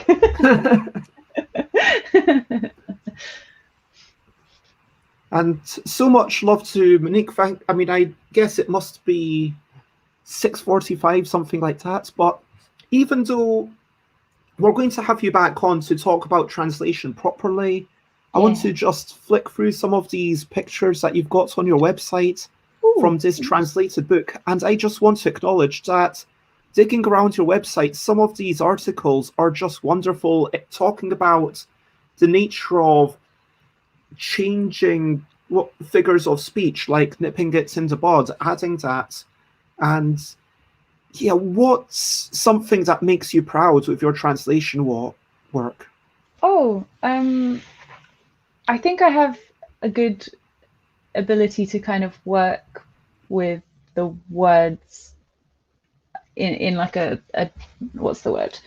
A micro level, I suppose. So I think I'd spend a lot of time thinking on each individual word. Like, obviously sentences as a whole are important as well, but if there's a word that's going to be a main feature, then I'll work quite hard on that specific thing. So especially with board games, you know, you've got like names of cards or the name of a type of token or something like that, then I'll spend a lot of time thinking about that. And it always makes me proud when you know, that I hear people using that, or I see somebody enjoying that part of the translation, you know.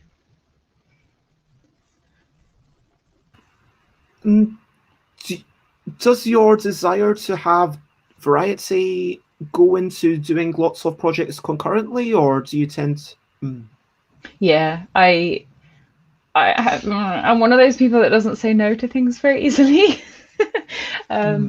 So I end up working on a lot of things at once. I have regular clients that will always send me stuff every month, and then I get, you know, like the occasional one from left field, which is good fun.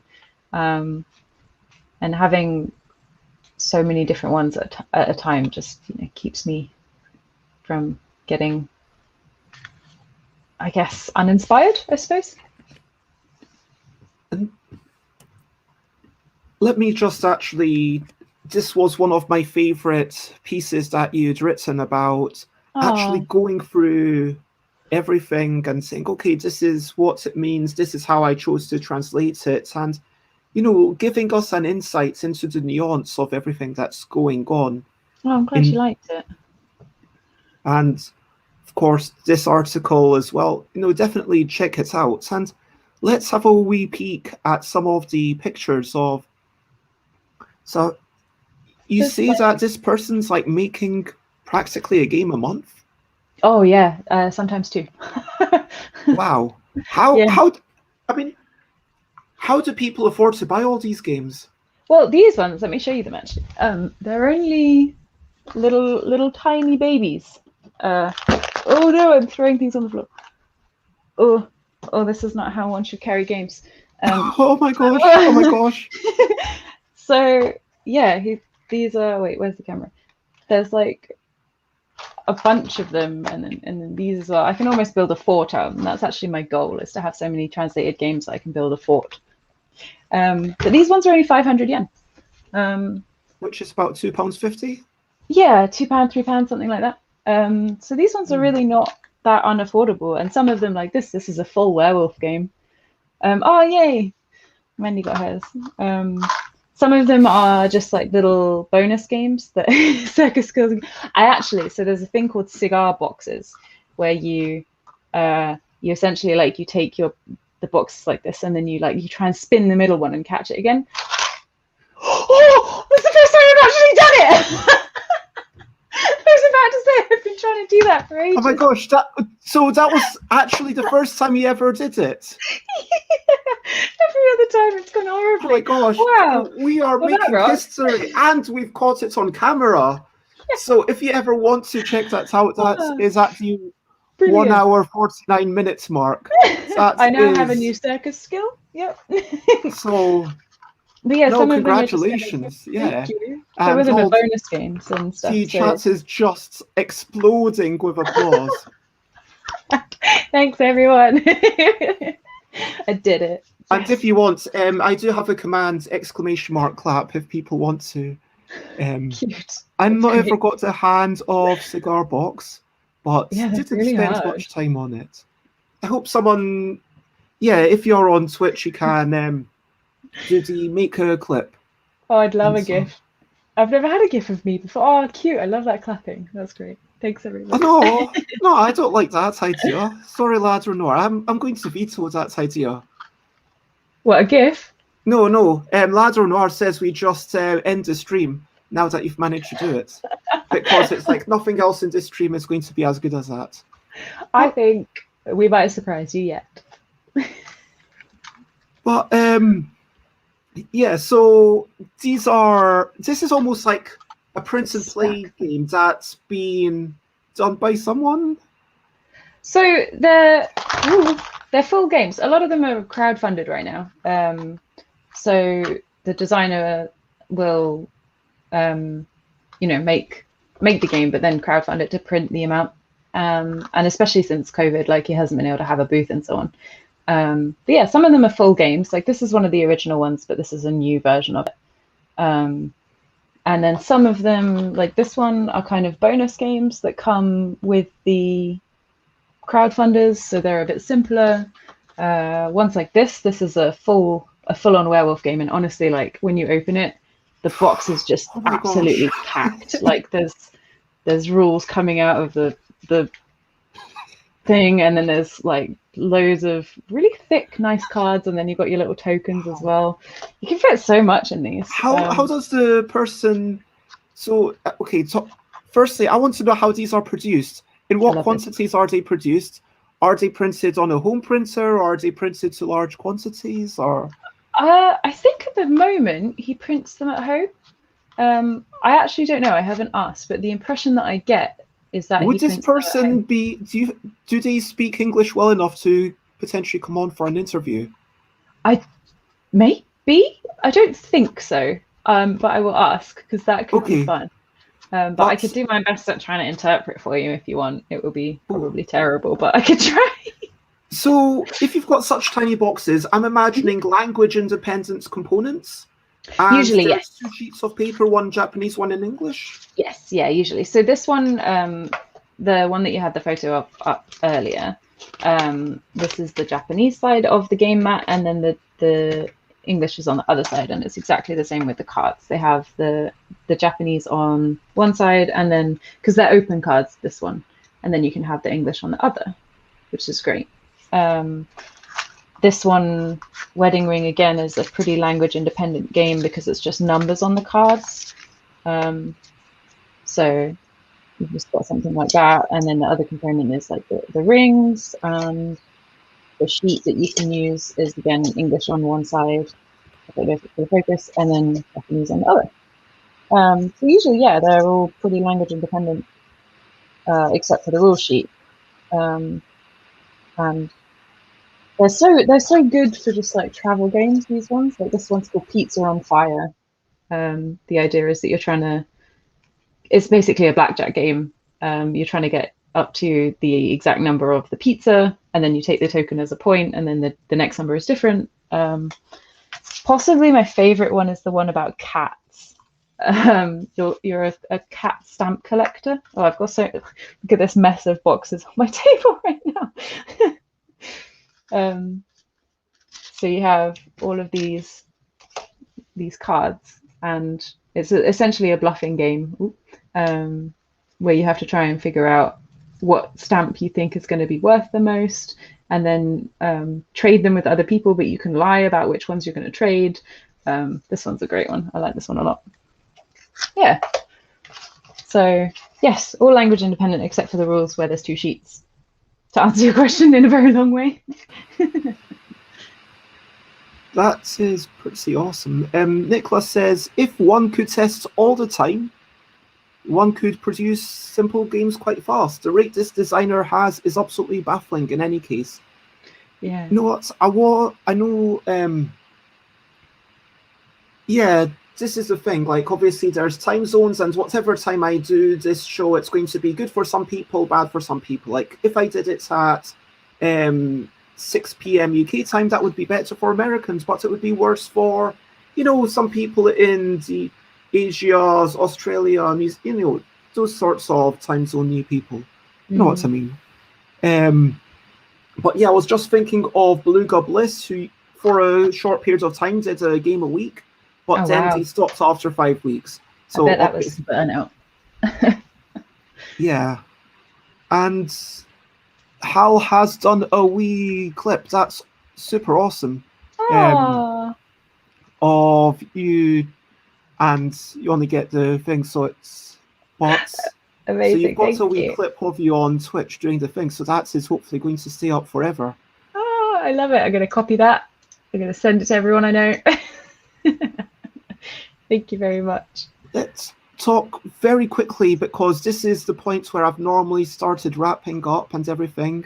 Oh, yeah, we've been going for a long time. Chainsomnia, yeah. My little ghost children. Maybe we can promise to. We've got here. And who are you? Tokyo Sidekick. Yeah. So that's the giant one that's on the top of my shelf up there. One of these characters is you? One of them, not on the front cover, but we're doing like a little promo set of some of the people that have worked on the game, and yeah, one of them is gonna be me. I want to see the art. Yeah, because I was looking at this and I was, who is meant to be Maisy? And yeah. I've got on my Twitter banner, you can see the art. This one never got printed in English, sadly. The Kickstarter didn't make it because it was it was too expensive postage-wise, I think, was the big problem. And in general, the game was quite expensive because the miniature building company that they use is incredibly high quality, but obviously that means it adds cost. And I think people just they didn't attribute the same amount of value to those miniatures as Japanese people did, because it did really well in crowdfunding in Japanese, but it didn't do very well on Kickstarter for the international audience. But I do have my own Japanese copy, and it's phenomenal. The miniatures are so beautiful, and the game itself is really, really fun too. Like the bigger characters, the bigger figures, and the smaller ones move in different ways. So it's like kind of playing like two versions of a game at once, which is cool. But here, you didn't just do the translation, is that right? You actually did a bit of the art? Oh, I didn't do the art. I did the Kickstarter video direction. Okay, like you... But just I heard something about you adding visuals to... Yeah, the graphic design, I guess, or desktop publishing. It's kind of in between both, I guess. When I do work for Japan Anime Games, generally I'll do the translation and then also be the person that puts the English into the Japanese.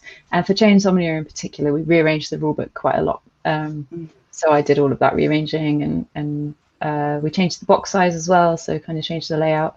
It was quite fun to have to add to the front graphic, because it was designed for a rectangle box. So to make it for a square box, I had to add a bunch to the sides and stuff like that.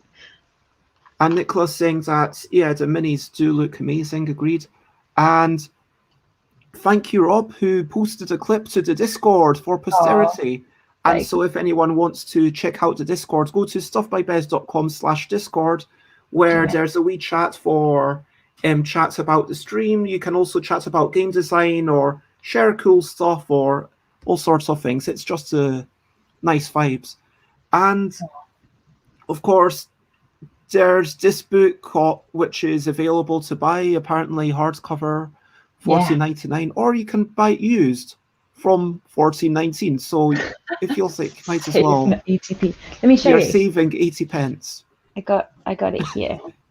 It's actually like a lot bigger than you always expect. It's pretty hefty, like in terms of size.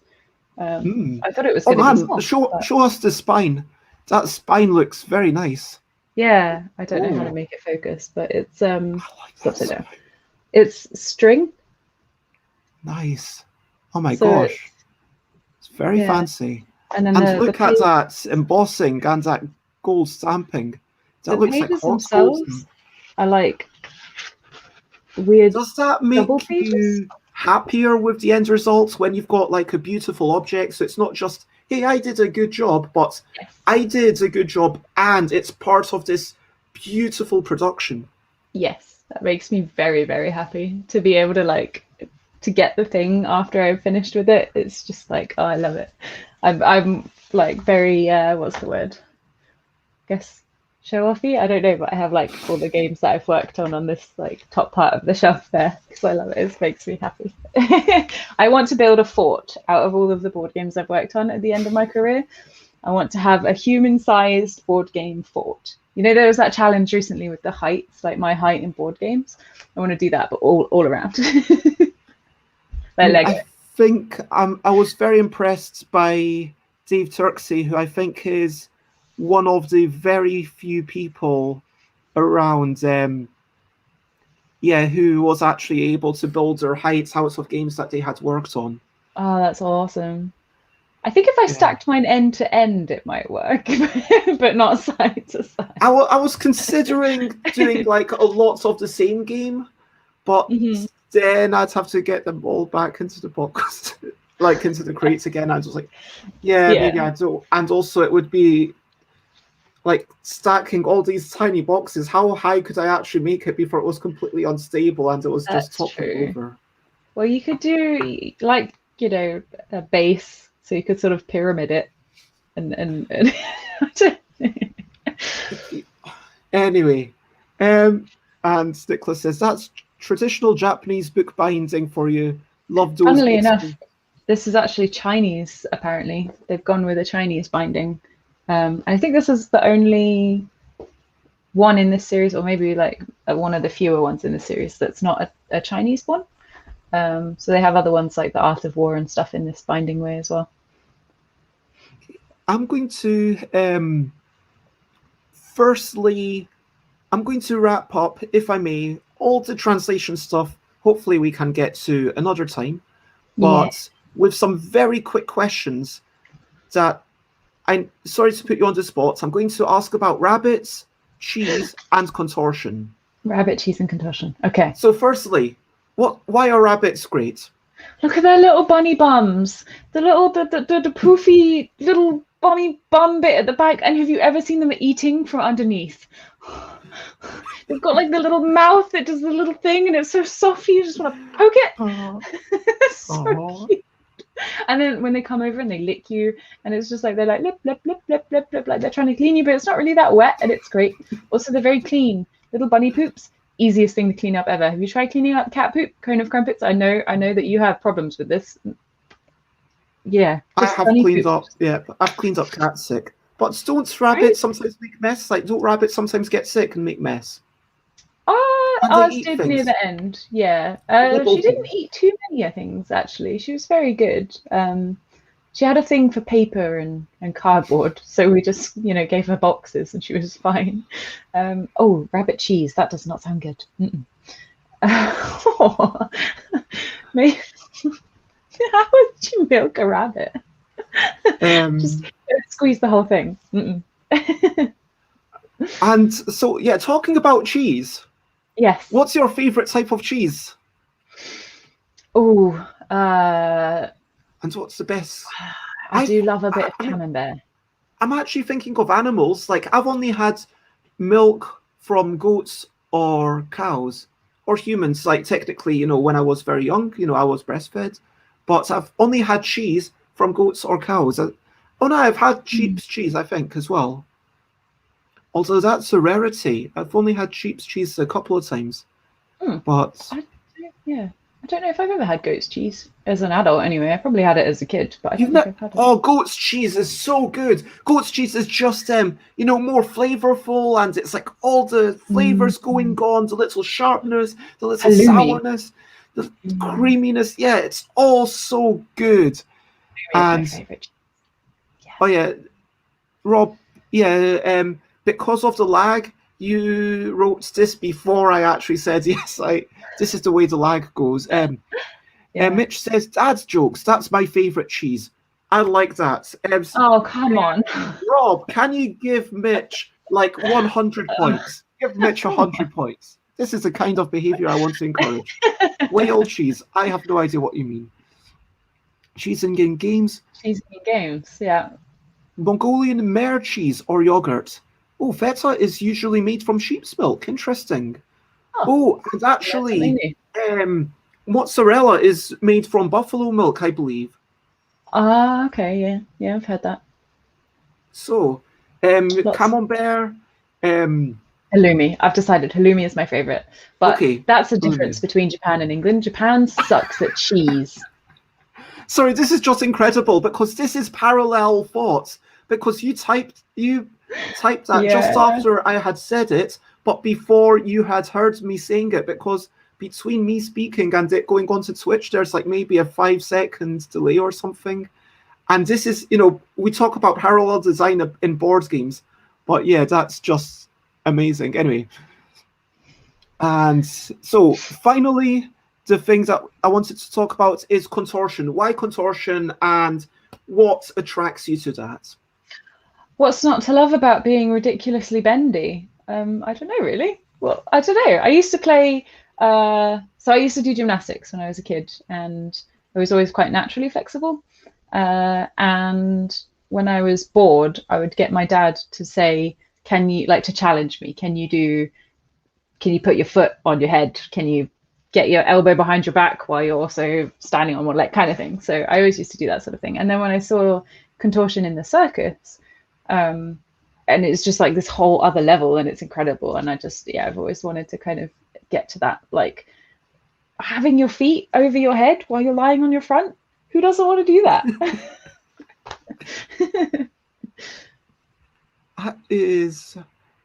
It has been just such a joy talking about all of these things with you. Thank you so much for coming on, and I'm so happy that I reached out and that you accepted, and let's sort out something for some points in the future, whenever that can be. Yeah, I've really enjoyed myself. Thank you. This has been fun. Oh, thank you. We talked about Pokemon. We talked about meeples. We talked about, just the iconization of things and being able. We talked about dominoes. Pizza. Oh, dominoes. Okay. Give me that barbecue base with tandoori chicken covered in that good sauce. Mm. Thank you.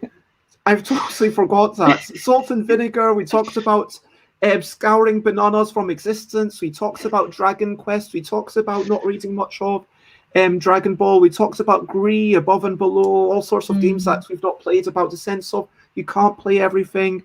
We talked about otters, drawing otters in school. We talked about dialogue, which is a difficult thing to translate. Casual dialogue, specifically. Me personally, yeah. I know a lot of people that are really good at it, yeah. That's a fair point. I mean, maybe for someone else, the technical stuff is the thing that really trips them up.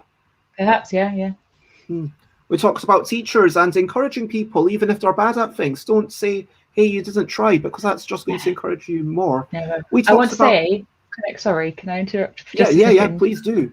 I had a Japanese teacher on my year board where I had to write some kind of Japanese homework, and she asked me after the end, she was like, so what do you want to do with your Japanese? And I was like, well, I want to be a translator. She laughed at my face, and now I laugh at hers every day. She was not a good teacher, yeah.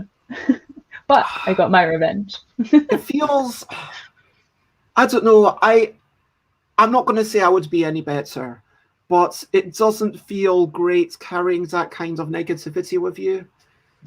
But that's the thing, like this kind of negativity, laughing in someone's face, saying they can't do something, because, someone who says, oh, you can't make money from board games. Yes, you can. You can make money as a designer.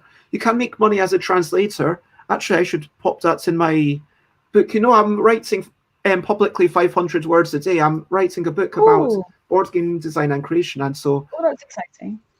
So I'm posting that on my Board Game Geek thing, which... If you check up my Twitter, you'll find links to that.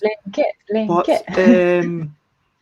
Anyway, we talked about loving learning, and we talked about Japanese, going on the course, starting to date, and you've been together for 11 years, I want to say. Yep. And talking about Germany being more broad, as you call it, like being more jokey and amiable, and Japan is kind of all these narrow, cute things, and I guess that leads to how populous it is. And it's like this tiny island. I mean, it's not like the UK is much bigger, but still. Actually, so Japan's actually huge, but the amount of livable land is very small. I think when I was in uni, one of the facts that one of my lecturers said is, I think it was 50% of the people live on 2% of the land. Yeah, because it's just so mountainous. So you can't live on most of what it is made of. Yeah. I mean, but with modern engineering, couldn't you turn mountains into wee towns? Well, the problem is the earthquakes and stuff, the landslides then would be a real problem. Oh yeah, but honestly, earthquakes are just not a thing that I think about in general. Oh, they're terrifying. I hate them. We have them a lot, and I just not my fun. And with that wee pause, I did find a link. So that is my board game geek blog. So 10933. But click it, and please, if you enjoy it, then please write an encouraging message, because if I get to comments and someone actually says, "Oh, I enjoyed reading it," then it makes me feel like so much more motivated to carry on. And so yeah. I'm gonna go read it. I'm gonna go comment on all of it. Keep going, Bez. This is great, Bez. Do it again, Bez. I don't know. Saying, yeah, I was talking about letting go of negativity, but Ladronor says you can use a negative instance like that to provide motivation. That's depends on the person. For me, it wasn't very motivating. And now it's like, yes, I've shown her. But honestly, the more motivating teacher was my teacher in 4th year, she just kept encouraging me. Even when I was crying, writing this essay with her, she was like, Maisy, you could do it, and I know you can. And the fact that you're here and you're crying and you're trying is why I know you can do it. And that's what got me through, honestly. So I think it depends on the person. Well, and thank you very much for popping that in at exactly the same time, Rob. But yeah, I think that you succeed despite those people. And that's, hey, I showed them. It's not like they motivated me to go off and do the thing. You know, some people do work that way, but for me, I think it's you succeed despite that. And for me, for sure, like my chemistry teacher, I'm remembering, I'm not saying I'm super into chemistry now. Like, to be fair, I'm not really super into anything that I was taught. I guess I've come back to learning French, but I don't feel like, oh, yay, I get to learn French. It's like, okay, I'm learning French because I get to communicate with people in France, and I get to get simple board games taught to me, and I can teach yogi in French, which is something that I needed to do for one day. I want to be able to, I had this goal ages ago that was like, okay, I'm going to try and teach it in every language it's printed in, but now there's like too many. It's like 20, and like I'm just, I can't teach anyway. But today's the Synchronicity stream. We talked about the circus. We talked about the Jelly Jelly Cafe. We talked about Nous pouvons parler en français ensemble. Oui, peut-être. But anyway, that is the end. That is everything we talked about. It has been super lovely. And thank you so much for... Thank you. Let me do... I've already posted all the links into the comments, but so if you're on Facebook, that will be very clear down below. If you're on YouTube, check the normal description.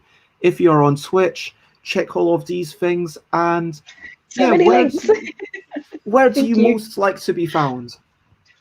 Twitter's probably the easiest, but I hang around, most places, Instagram as well, more recently. Obviously, coffee if you want to come support me. I really need to actually sort out my coffee, because I was thinking about doing my blogs more on there than on my website and stuff. But anyway, tangent. Twitter is the answer. Cool. Oops. And let me so if you want to check me out, then of course, pretty much all Oh yeah. Oh my gosh, I did not recap properly. At 1 hour and 49, the box flipping schools. Yes, that And was we talked amazing. at the end, we caught up with the bunnies, with the cheese, with all the good stuff. And Oh, my I am blanket is Stuff by actually. Bez here, stuffbybez.bigcartel.com if you wish to check me out, and you can buy, as I said, print and play versions for just 50p. Twitter.com/stuffbybez, Instagram.com/stuffbybez, Twitch.tv/stuffbybez, where most of you are watching, and I am there every day at 10 a.m. UK time for the next 63 I days. love it. YouTube.com/stuffbez for all the old episodes, and please join my Discord, where you can just be part of the community. And if you want to check me out on Facebook, it is facebook.com/thingsbybez, because back in the day you could not have the F and the B next to each other. That's so silly. And that is just silly. And this is where I turn it over purely onto everyone watching. I want to share over to you. Firstly, I want to thank you so much. You have just been amazing. Obviously, Maisy, I want to thank you. I've thanked you before. I want to say you are amazing. Everyone's amazing. Everyone's been lovely. Thank you, Mitch, for jumping in. Thank you, Usadickin, like so many new names like who've come here to support Maisy. It's really lovely to see all of you. And obviously, like all the regular people, like my amazing moderators. I just want to give a shout out, and obviously Hal, who I know from real life, and Adder Noir, who's like, just a relatively new face, but is coming in pretty much every day now, and Alex, like the resident word expert and dad joke person, like all these amazing people, like Unique, everyone, and just like lots of love in this stream. I like your streams with all the love. It's great. Oh, thank you. And thank you for following. Yes, if you are interested. So I want to ask, over to you. What are you up to? You can share, but only if you want to. And so what, is there something that you're looking forward to doing? Is there something that you're dreading doing, but you want to tell us? So maybe you feel like that you're going to have more chance of doing it. Is there something that you are exciting or boring or trivial or important or fun and frivolous or serious? Whatever it is, you can share whatever you want. Oh, I appreciate it. Certified Bez addict. Adorable. Yeah, cool. Yeah, you go first. What are you up to? At the moment, I'm working on, so non-work-wise, I have a contortion show coming up at the end of May, which is going to be like a live-streamed one, which is pretty cool. So I'm excited and nervous about that. I think it's being on you. I think it's going on YouTube. Maybe it's not live. Maybe it's going to be afterwards. I'm not sure. But so that's will people be able to interact with the contortionists? Like, no.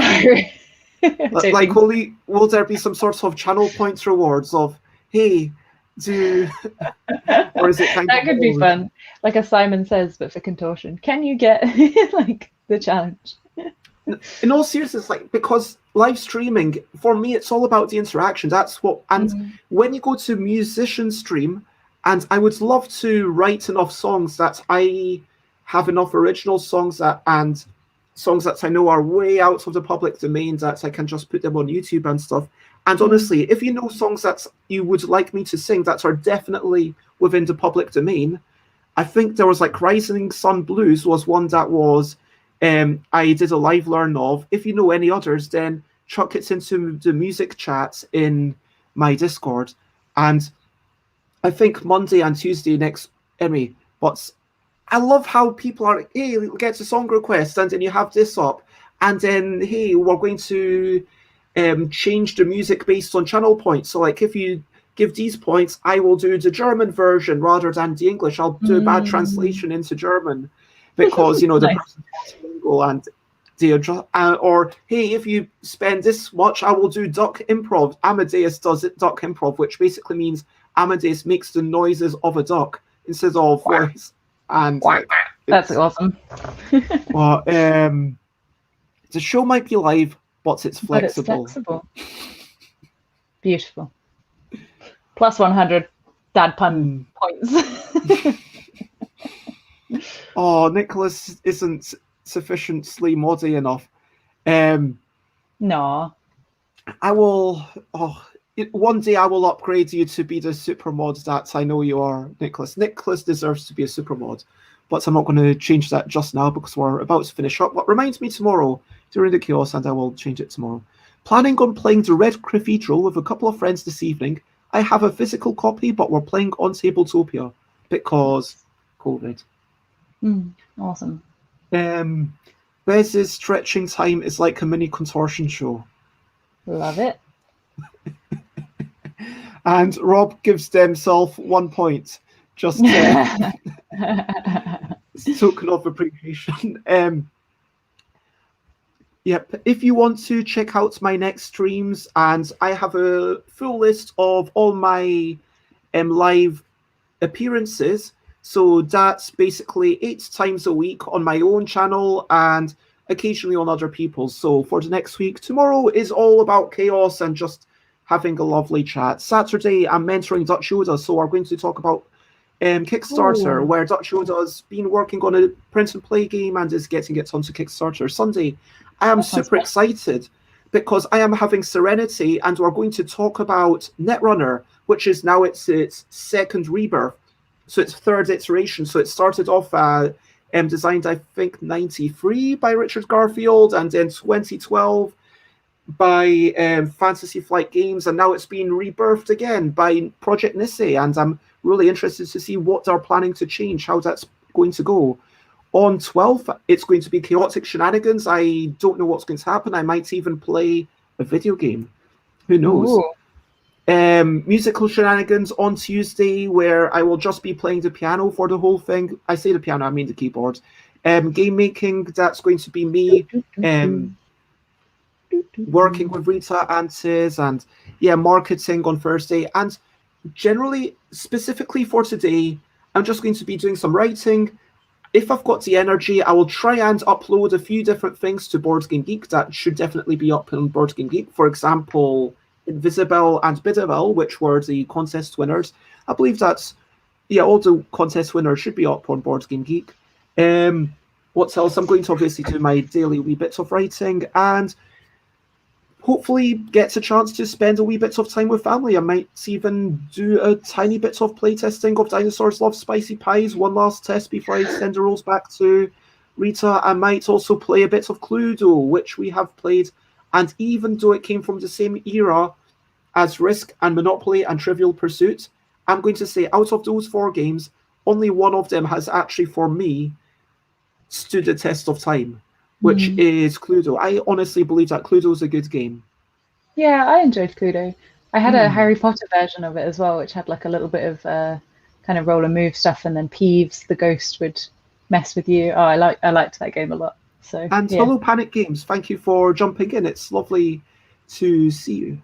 And we're just finishing up. I am not gonna do unless if people want some sort of after party to play Words on Stream, then we can play 1 or 2 games of Words on Stream if anyone wants to play that.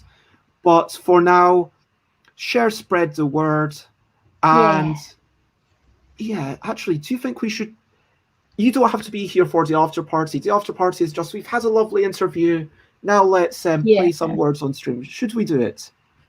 I mean, if you've got time, I will have to go and eat dinner because I'm a little bit hungry. So I'm sorry. That makes sense. Well, lots of love. It has been so much fun.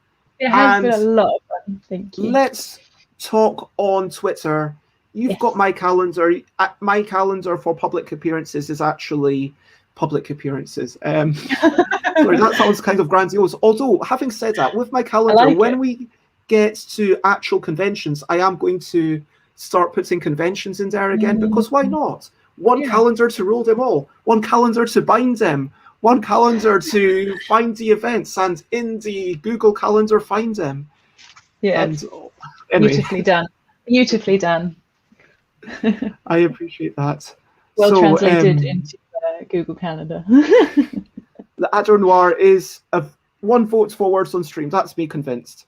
Nice. So I am going to sing bye-bye, but we are having an after party with words on stream. So for now, it's bye bye bye bye bye bye from you and me. Bye bye bye bye bye bye to Maisy. Bye bye bye bye. It's the end of the interview. Bye bye bye bye. But if you want to wait, I'll play words on stream with you. Bye bye. Bye bye, Oddish. Bye. That was really fun. Aw.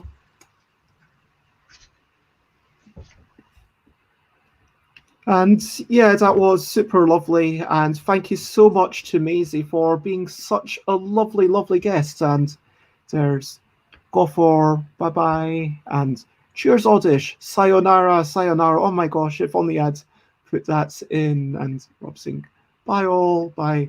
Okay, so if you in the crowd, if you are wanting to skedaddle, that is totally cool. I know everyone's got well, some people have things to do, some people don't have things to do. It is entirely up to you. Let's move on to words on stream. And let me chuck this into here. So if you've not played this, our record is level 20. Oh my gosh, we have actually gotten to level 26, the number of letters in the alphabet. I didn't know that we'd actually got there. But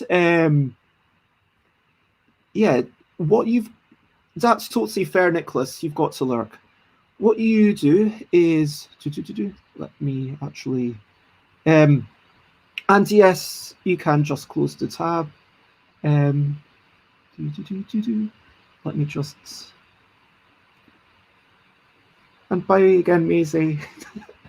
So for anyone who's I'm actually going to do a stream at some point about StreamYard and how I stream, because in the background you can sort of see the person, although you can't hear them, and so I saw Maisy, and it was, yeah, that. So anyway, so how do you play this? We are going to click the start button. You will see a bunch of letters. You are going to try and think of words. For example, here, what word could you think of that's at least 4 letters long by jumbling up these words? Just type it into the comments. So, for example, I would write Lacey. Now, Adder Noir wrote Racy, and you can see it just goes straight into the chat. What do the locks on the diminishing progress bar do? When you write something, you cannot write anything again until you have been unlocked. So you can see right now, Alex is locked. Us 3 are not locked. So, yeah, this is actually a really difficult board. Oh my gosh. Lice. Rail. Okay, I'm just going for, yeah, Larry. Cray.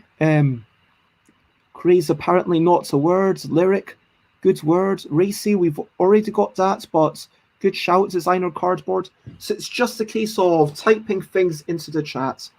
And racily, oh my gosh. Lyric. No, there's only one L. Okay, so the goal is 66 points. So you see on the top right, we need to get 64 points. We've managed to get 66. So honestly, if there's anyone else in chat, I hope that we manage to complete level 1. The levels are going to get harder and harder. We are going to get hidden letters, fake letters, and hidden answers as we go along. So be wary. And Lair, I just noticed that one. Anyway, so let's see. What do we get? Enjoy the next level. And so hopefully that makes sense. If anyone's unclear on it, please let me know. But it is pretty self-explanatory, hopefully. So what words are missing? So many words we didn't get. Exactly. That's the thing. Like there's bees, good word. You could have seed, blessed.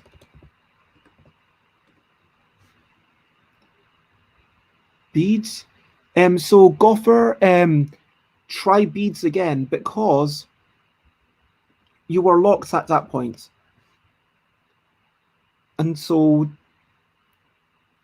if you see a little lock beside your name, and apparently not a word, but there you go, bleeds. And remember, you can, if someone does a word and it doesn't actually take, then just go for it. We're working cooperatively. Yes, there's a scoreboard. Yes, some people are going to be higher up in the scoreboard than others, but at the end of the day, it's just about helping each other get as far as we can. And I'm just going to quickly go onto Twitch to change the category. Sled. Man, that's a good word. Yeah, thank goodness we've got some. So, Gopher, just to let you know, if you see the black squares, that tells you how many letters are in a thing. So we're only looking for 4-letter words now. So there's 3 4-letter words that we've not gotten. And they are in alphabetical order. So, less. Oh, good one. So one of them is like with a B, a D, or an E. Oh my gosh.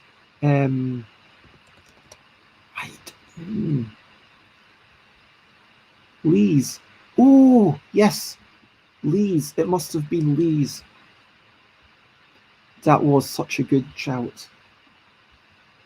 I'm just going to very quickly edit the thing. And after party, playing words on stream.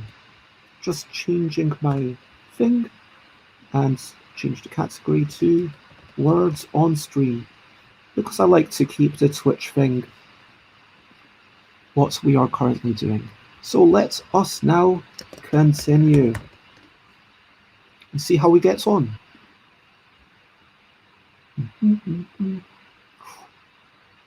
Okay. Ooh.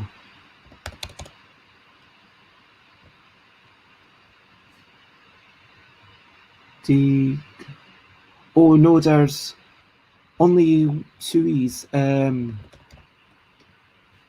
I'll get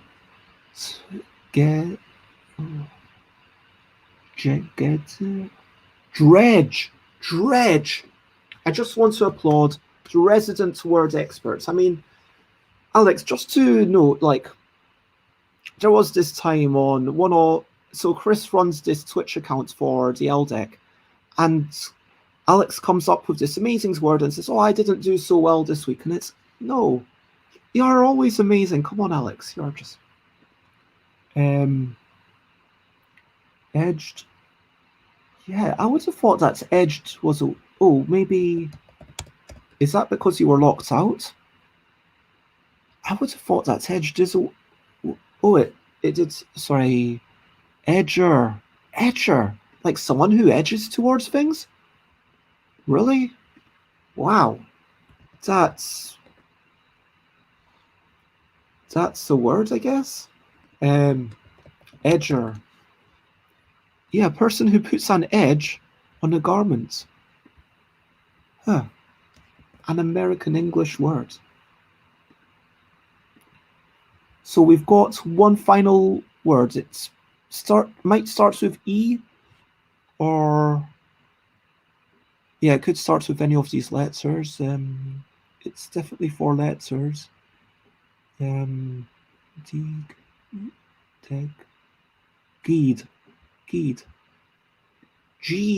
Like you G'd up the horse. Like to G up something. And I want to give a shout out to Alex, Designer Cardboard, the Adder Noir, Gopher, and Panic Games for helping us get so far. It's time for a quick learn the words with Bez. Edger. According to Collins English Dictionary, a person who puts an edge, especially a finishing edge, on a garment, or a machine for doing that, or a gardening tool for making an edge around a thing. So yeah, basically a person or tool or machine who puts edges on things. And G'd in Collins English Dictionary, it's an exclamation mark. Exclamation. Oh, verb forms G's, G'ing or G'd. There we go. So we've got usually G by up. Move an animal ahead, urge on, to encourage someone to become greater efforts or activities. So I'm going to G on, and I think that we can, let's aim for, at least double digits. I think we can get into the, okay, there's a fake letter. So one of these things are not real.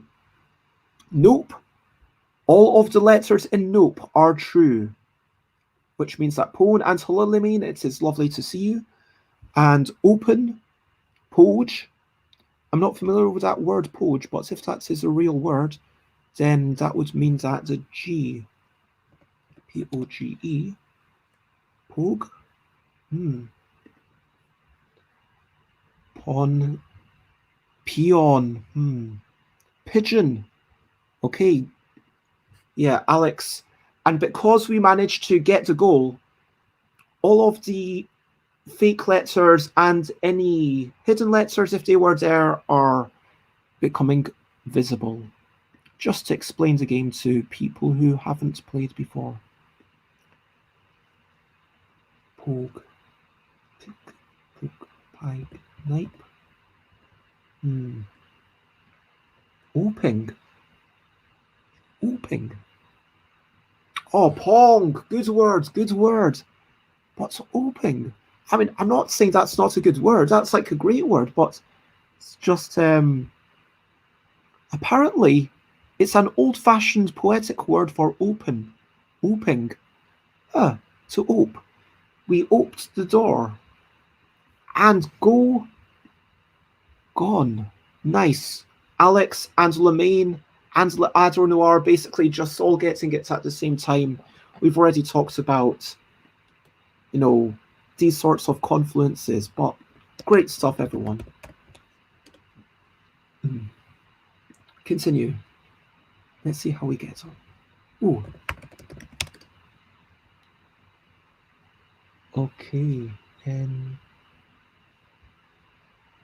Oh yeah. Crane. So N is fake. RCRTAE.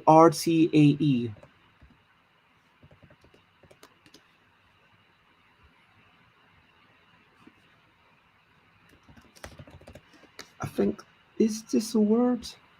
Oh wait, maybe I'm locked. No, I'm not locked. So I guess Carter is not a word. Oh no, Alex already had it. Oh man, my mind really isn't on here. I do apologize. Crater. Of course, thank goodness you're here to pick up the slack. Crane. No, N is fake. So, the one thing that I can do here, if you're struggling with the fake words, just look at the comments that I have put up, and this is the list of the letters that we know actually exist. So I just put it up there. That's the way I do it on this stream. Racer. Ooh. That feels like, yeah, I'm just here to steal the words. Oh man. Someone go in with react. Cater, good word. Tear, good word.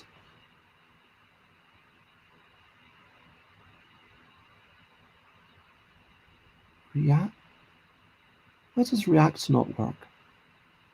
Oh, it was already there. Oh my gosh. Clearly today is not a good day for my brain. But congratulations, team. You did pretty gosh darn well. I think that was basically us finding everything. So Gothor, well done. Alex, Panic Games, Lemaine, Designer Cards Boards, Leandre Noir, and I basically just took someone's word that someone else had already found. So let's us start.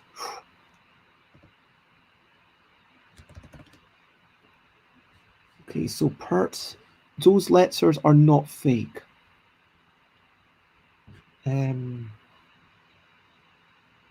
Rent, R-E-N-T. Okay, I guess the N is fake. N is fake, I think. N is fake. Text. If I could only Rext. Export. Oh my gosh, brilliant. Export. These are the letters that we have in this. So remember, you have an O. You have an O. So now that you know all the letters, it becomes so much easier. So look here, you have an O, you do not have an X, and so now, boom, tor, port, por, toper. What does toper even mean? Trope, and boom, we have finished this level. Boom, nice work. Expo, yeah, UK Games Expo. Great. Have we got there? Yeah, taupe. I don't know that word, but I don't know what a toper is. I'm going to look that up after the thing. Poet, of course, rope. Okay, the final word starts with a P or an R.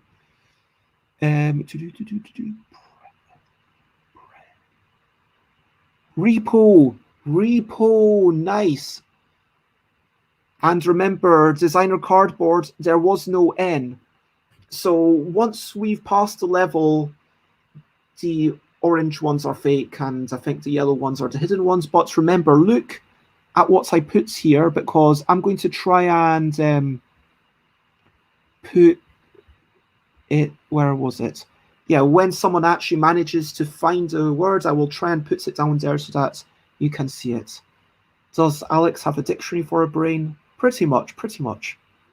Alex, Goffor, Lemaine, Panic Games, everyone else who's contributing, I really appreciate and love you all. Thank you, everyone. I just try all the letter combinations. Well, you know all the words anyway. I was going to talk about toper. Oh, a person who topes. Drunkard. Toper. That's a very succinct and to the point definition. Good work, Collins English Dictionary. So, I am not much of a toper. Is anyone else here a toper? I do not drink, actually. Anyway, let's us continue. Okay, let's... Oh, 5 letters minimum. 5 letters minimum. This is where I fall down. 5 letters minimum. Oof.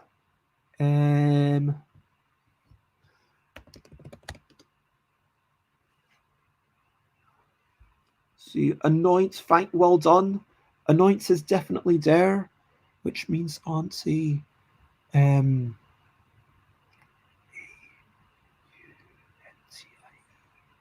So the U or the E is fake. T-O-N-N-E, which suggests that the E is fake. So there's no E, I believe. Yeah, and Goffor, remember, you have to have 5 letters minimum. This is where it gets really hard. 5 letters minimum. So fountain, nice work. Fountain, these are your letters, people. So come on, teams, come on, friends. Fountain, fount. Like that's the fount of all. No, oh, sorry, Lemaine, I kind of took that from you. But faint, good work. Noun, no, adder noir. It has to be 5 letters minimum. We just need a couple more words. Nation, good work. Remember, 5 letters minimum. And now our union. Yeah, good work. Futon. We have cleared the level. Good work. Basically, Alex and Lamaine, unfan, unfit. Oh, yeah, too late. What's unfit? Yeah, how okay. True story. I saw this stream where someone else was doing words on stream, and they had a picture of themselves up as a robot, and it wasn't like a real picture of them, but they were. And then they just say, "Oh yeah, I can see this word. Someone's got this word. Oh, we've probably got this word," and then that might be it. So I don't know the name, but yeah, and. Yeah, what are you doing? Why? We are playing words on this stream, and I'm personally playing it because I love to be surrounded by people. I'm playing it because I love the feeling that everyone is here, and I just love that. So thank you for joining in. Anyway, continue. Let us continue. How are we going to get on? Remember, there is 5 letters minimum. Football right out of the gate. So there's no N and there's a second O. So if you want to check the letters, remember there's no N, there's a second O. Football is what you should be thinking about. And we've smashed it. We have already beaten this level. Aloft, a foot, aloof. Is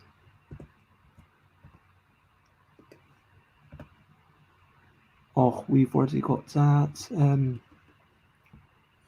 Also, is that no? That's only 4 words. Why? So we need 2 5-letter words. Atoll. Oh, is it atoll or atoll? Are both valid? I can never remember how to pronounce that. Atoll. Atoll. Atoll. I can never remember at all how to pronounce atoll. Okay, so F. It starts after an F. It could be law. No, I'm just stuck with all these 4-letter words in my brain. So it's a 5-letter word. It could start with an F. It could start with an O or a T or an L. Do taboo. Taboo. Taboo. Taboo. Thank you, Lamaine. Oh my gosh. Oh my gosh. Lamaine, Alex, yeah. Pay attention. Yeah, thank you, Alex. Like, yeah, Alex, Adder Noir, Lamaine, Panic Games, you are just kind of knocking it out of the park. And yeah. What's this? Is this a kind that's a wee from yeah, okay. Okay, we've got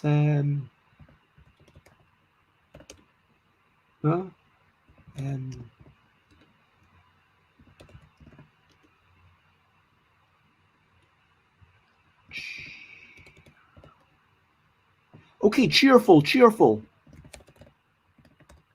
Okay, so remember, it is cheerful. That is the word that Alex got. And Lamaine got lecture. And my one was felch. So there is no N. And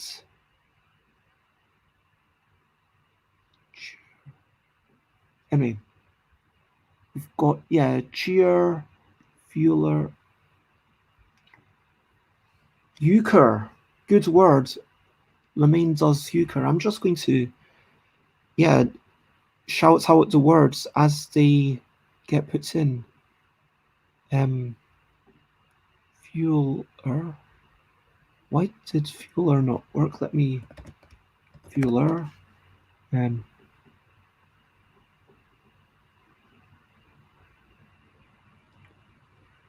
Lurch. Did that definitely go in? Have we had leech?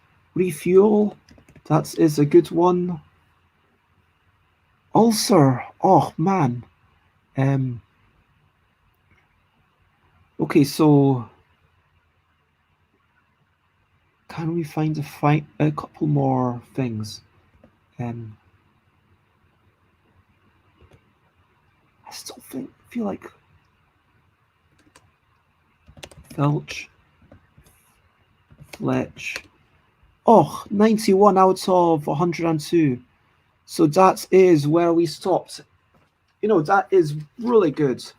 I'm actually going to, I always write it down. We got to 20. That has been the best score for 3 games. Shall we give it one last game of this before finish off? Or I agree. When you get to hidden answers, for me, I'm actually curious, what point does it become really hard for you? For me, the point at which I can't stream and have the words in my head and chat and write the words is when it turns into 5 letters. When it's 4, I can see it, and there's few enough words that sometimes I get a couple in. But yeah, well done, everyone. I just want to say, yeah, Alex, Lemaine, the Adder Noir, Designer Cardboard, Panic Games, Hoffor, and I think you're new to the stream, Goffor. I don't know if I'm making a mistake, but I think this might be your first time here, so very big shouts out to Gothor, and of course Hal, who got in a couple of these words. So, oh, I like this. Okay, is everyone all G'd up? Is everyone feeling G'd up? Okay, if you need a bit more G'ing, then it gets hard when I start understanding the rules. Let's start again. Now you understand the rules, we will go back to level 1. Oh, I'm actually going to click the restart button. There we go. And, okay. Wow, there's cockatoo. Yes, nice word. I was just getting there. I wonder if this is actually on there. Taco. I guess, yeah, they don't have cock because they felt like cock is too much of a rude word. But hey, I am going to put cock on my, yeah, because, yeah, male chicken. Why should that not be allowed? Anyway, it's interesting, actual words that they've just decided for whatever reason, this isn't going to be part of it. We've got taco, we've got cocoa. Okay, we are 1 away from a perfect score, so it definitely starts C-O. And then the third letter is C or O or something in between. Okay, so it's C or K. Cocoa, of course, cocoa. Good work, Lemaine. And yeah, Alex, they don't allow cock. You know, they're just... Anyway, we're skipping 2 levels.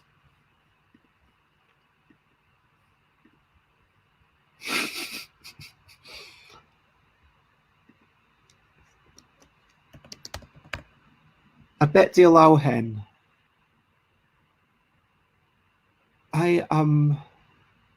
Yeah, that's the first thing that I saw, Taro. And so many people got it at the same time. Designer, Cardboard, Alex, Goffor, Lemaine, just... Ooh, throat. Nice. Yeah. In this game, there's always 1 word that is a perfect anagram of every available word. And that one fact does make it marginally easier. But this trough, I don't know what this means. Taro. Yep, there we got. And that's whore. Ooh. A couple of words that I'm going to have to look up afterwards. Oh, I've got one. Oh, Alex, you just beat me. I was going to put in rota. Heart. Heart. What does that even mean? So we've got no, tato is not a word according to this. Something starting with an H or maybe an O and something starting with a T. I'm going to. Yeah, I agree. Adornoir, I believe that potato should be a word. Far, dar, tort. Ooh. So we got almost perfect. And we are skipping 2 levels. Good work. Skipping 2 levels.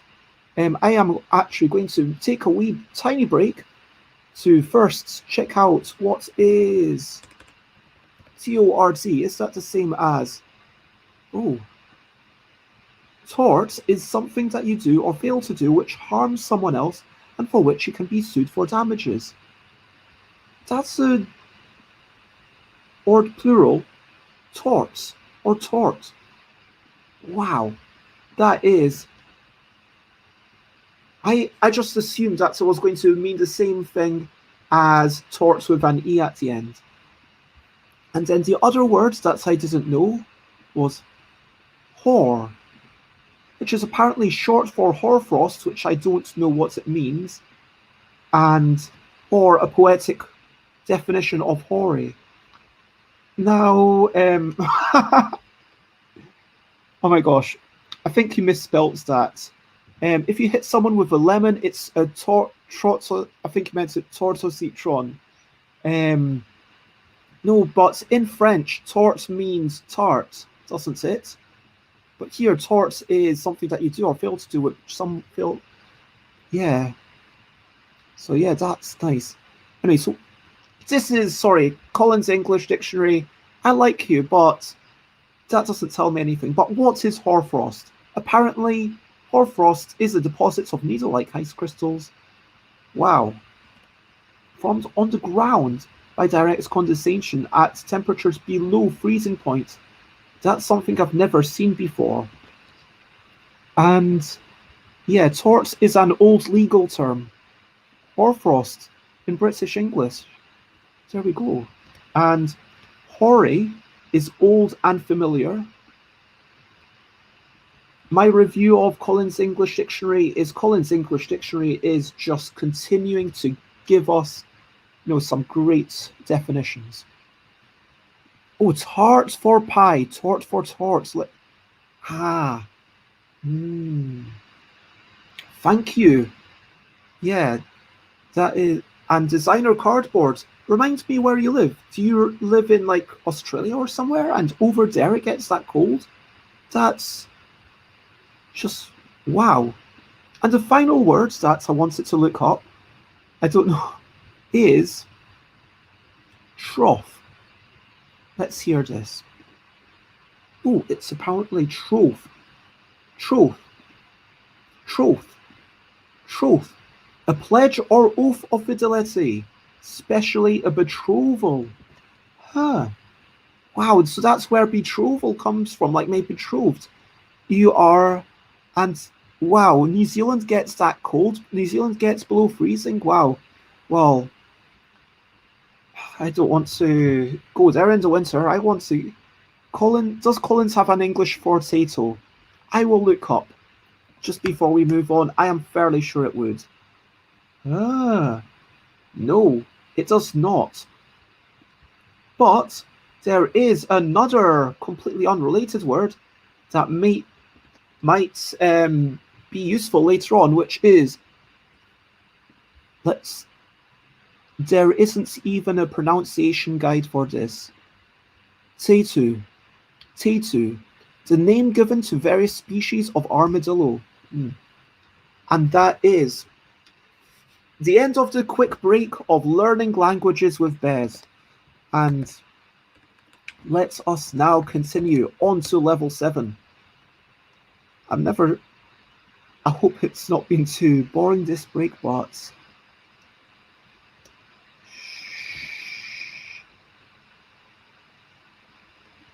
mush. Ooh.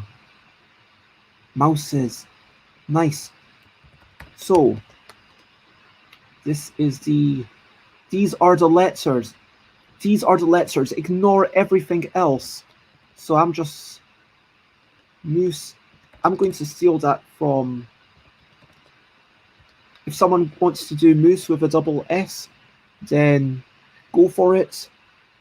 You can do Humes, maybe Humes. Maybe some SOME.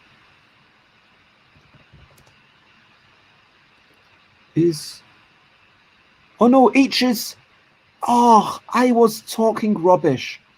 Humes, there's no H. How could I? Oh.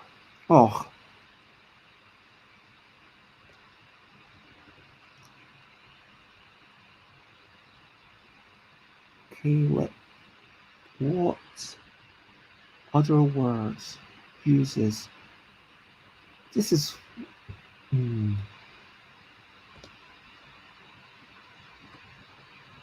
South? Oh, Sue, we've already got that. Oh. There. South, like someone from Liverpool.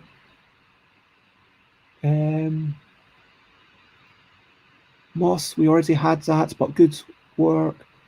Moo, just double checking you're not locked out. I don't think that's a word. No, it's not.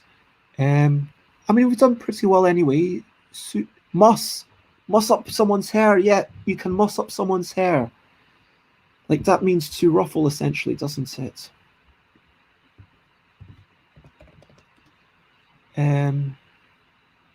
Yeah, to make it untidy.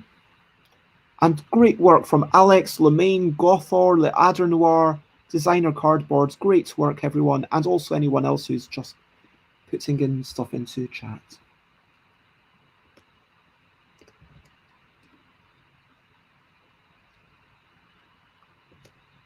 Wallet.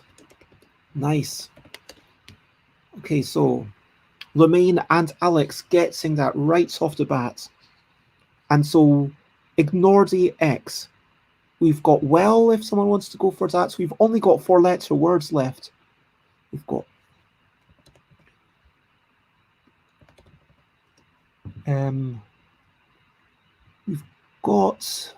that means we've got quite a few free words starting with W. This is interesting.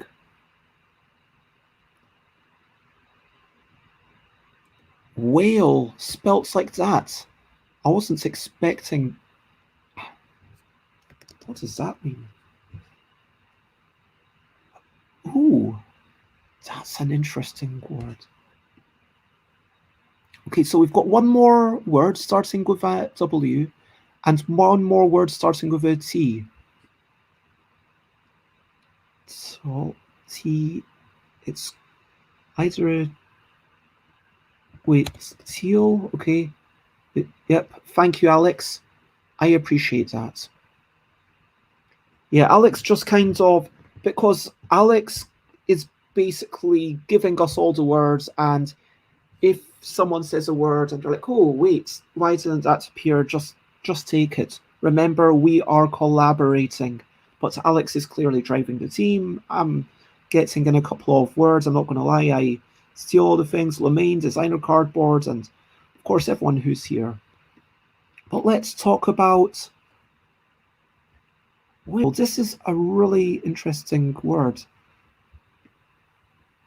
Whale. So it's so many meanings. The raised mark left on the skin after the stroke of a rod or a whip. For example, someone had so many whales after their session at the party. Yes, don't know what's going on at the party, but someone had many whales. Or the weave or texture of a fabric. Or, yep, vertical rows and knitting and, yep, raising a whale or whale. So you could be whaling someone. Oh, yeah, whaling on someone. And it's all good, Adder Noir. I appreciate you being here. And even if someone else comes up with the words, by actually making sure that that gets in, you are helping us get to the later levels. Can we beat 20? Can we beat 20?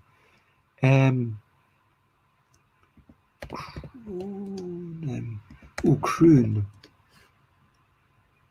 Croon is Corona. Okay, so these letters are definitely true. And we've also got one other letter. So the Z is definitely fake. And there's one missing letter that we don't know what it would be. Raccoon. Nice work. Let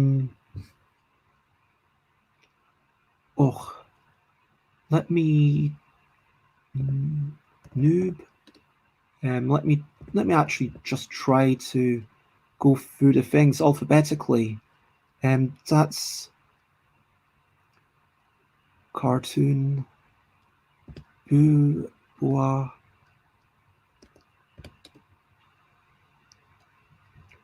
So crazy. No, there's no Z. There's no Z. There's no Z. And there's a hidden letter. So if you can just go through the alphabet, is my personal tactic of just going through the alphabet but yeah. Roof. Gur. No.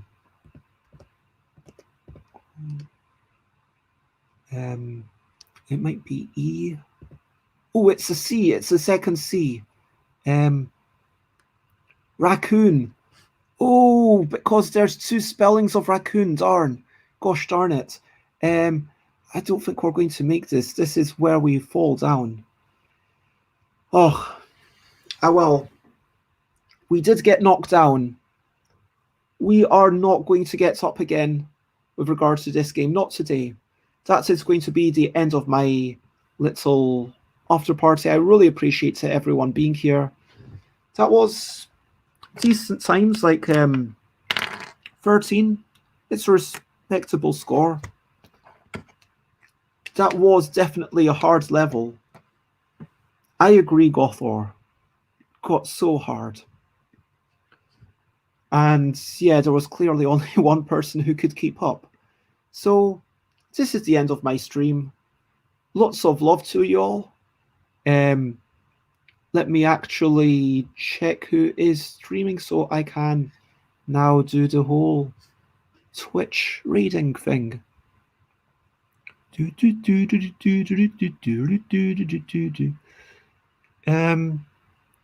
Is Idol Michael no longer ever doing stuff in mornings? I wasn't there last night, but Alex and Nicholas, is Michael no longer streaming in the mornings? I see someone playing Spyro, Australian, Spyro 3. Oh, Gary. Okay, so there's quite a few different musicians playing. And he usually goes until 1 p.m. Okay, so he might have been and gone. That makes sense. Yeah, Idol Michael is far more of a, okay, this is what I'm going to do. Yeah, I'm more of a, hey, I don't know what I'm going to do with my life after this. But, which isn't the healthiest thing. But let's all look forward to when things open up and we get to enjoy other things. I'm going to be down in London from the end of the month. I already talked about, if anyone wants to talk about what they are generally up to, then let me know over to you. What are you up to? You can share, but only if you want to. I am going to be streaming tomorrow is Friendly Friday for him. I am going to be playing some Jackbox Party Pack. Yeah, I've decided that that's what I'm going to do, but we will also be just chatting along while we're playing that. Saturday mentoring Yoda, Netrunner on Sunday, Chaotic Shenanigans, possibly musical on Monday, definitely musical on Tuesday, making a game on Wednesday, marketing with Dina and Jess on Thursday. Oh yeah, and every Tuesday, 8 p.m. UK time, I play a wee game. And so if you enjoy word games, please jump in at 8 p.m. UK time on Tuesday the 20th. Tuesday the 13th, I am playing The Most Like a Pineapple, which is a game all about improvisation, debate, and light-hearted arguments. Yeah, I kind of remember that as well. But if I should probably do some sort of channel points, like Maisy bonus points thing of guide raids. Like if you spend so much, you get to guide raid, as long as it's not someone that against. But yeah, please share, spread the word. If this has been enjoyable, let other people know about it. Do join all my things. Please make sure to join the Discord, and if you're not already part of that. And if you're watching this after the fact, then I'm surprised that you watched the end of this, but yeah. Let's do a whole if you had to remove between removing bananas forever or pineapple, it's bye pineapple. Wow, that is harsh. That is very harsh. Like just randomly, just why are you doing that? Why are you just spreading this random? I get it. It's like I'm not the biggest fan of pineapples myself, but yeah. I mean, let me do a wee check of what's going on with this person before I raid them. Okay.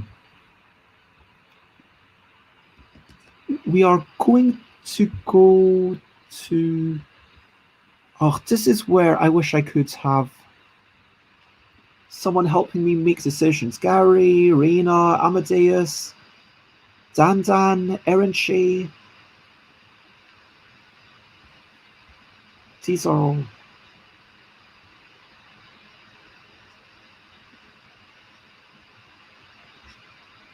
So, yeah, pineapple, it's just... Oh, okay. Okay, you know what? I am going to raid Gary B. Lucas. That's a musician. I think that I was introduced to them by Clea Llewellyn. And that is the end of the show. So, going back to writing, I hope you have a wonderful time and all the best with those rules that you've got to get written. So, lots of love. And for now, bye. This is a goodbye song.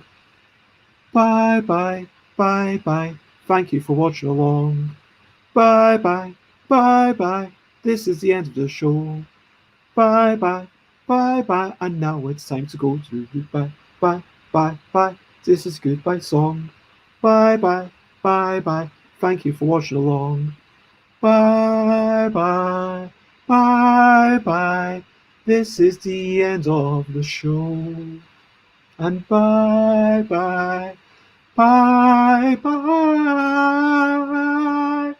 And now it's time to go.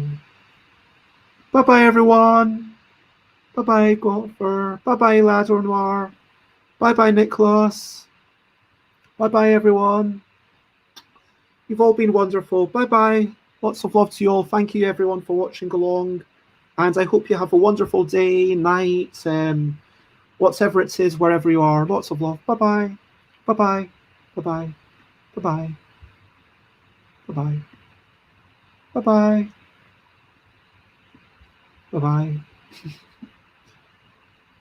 Did we master anything?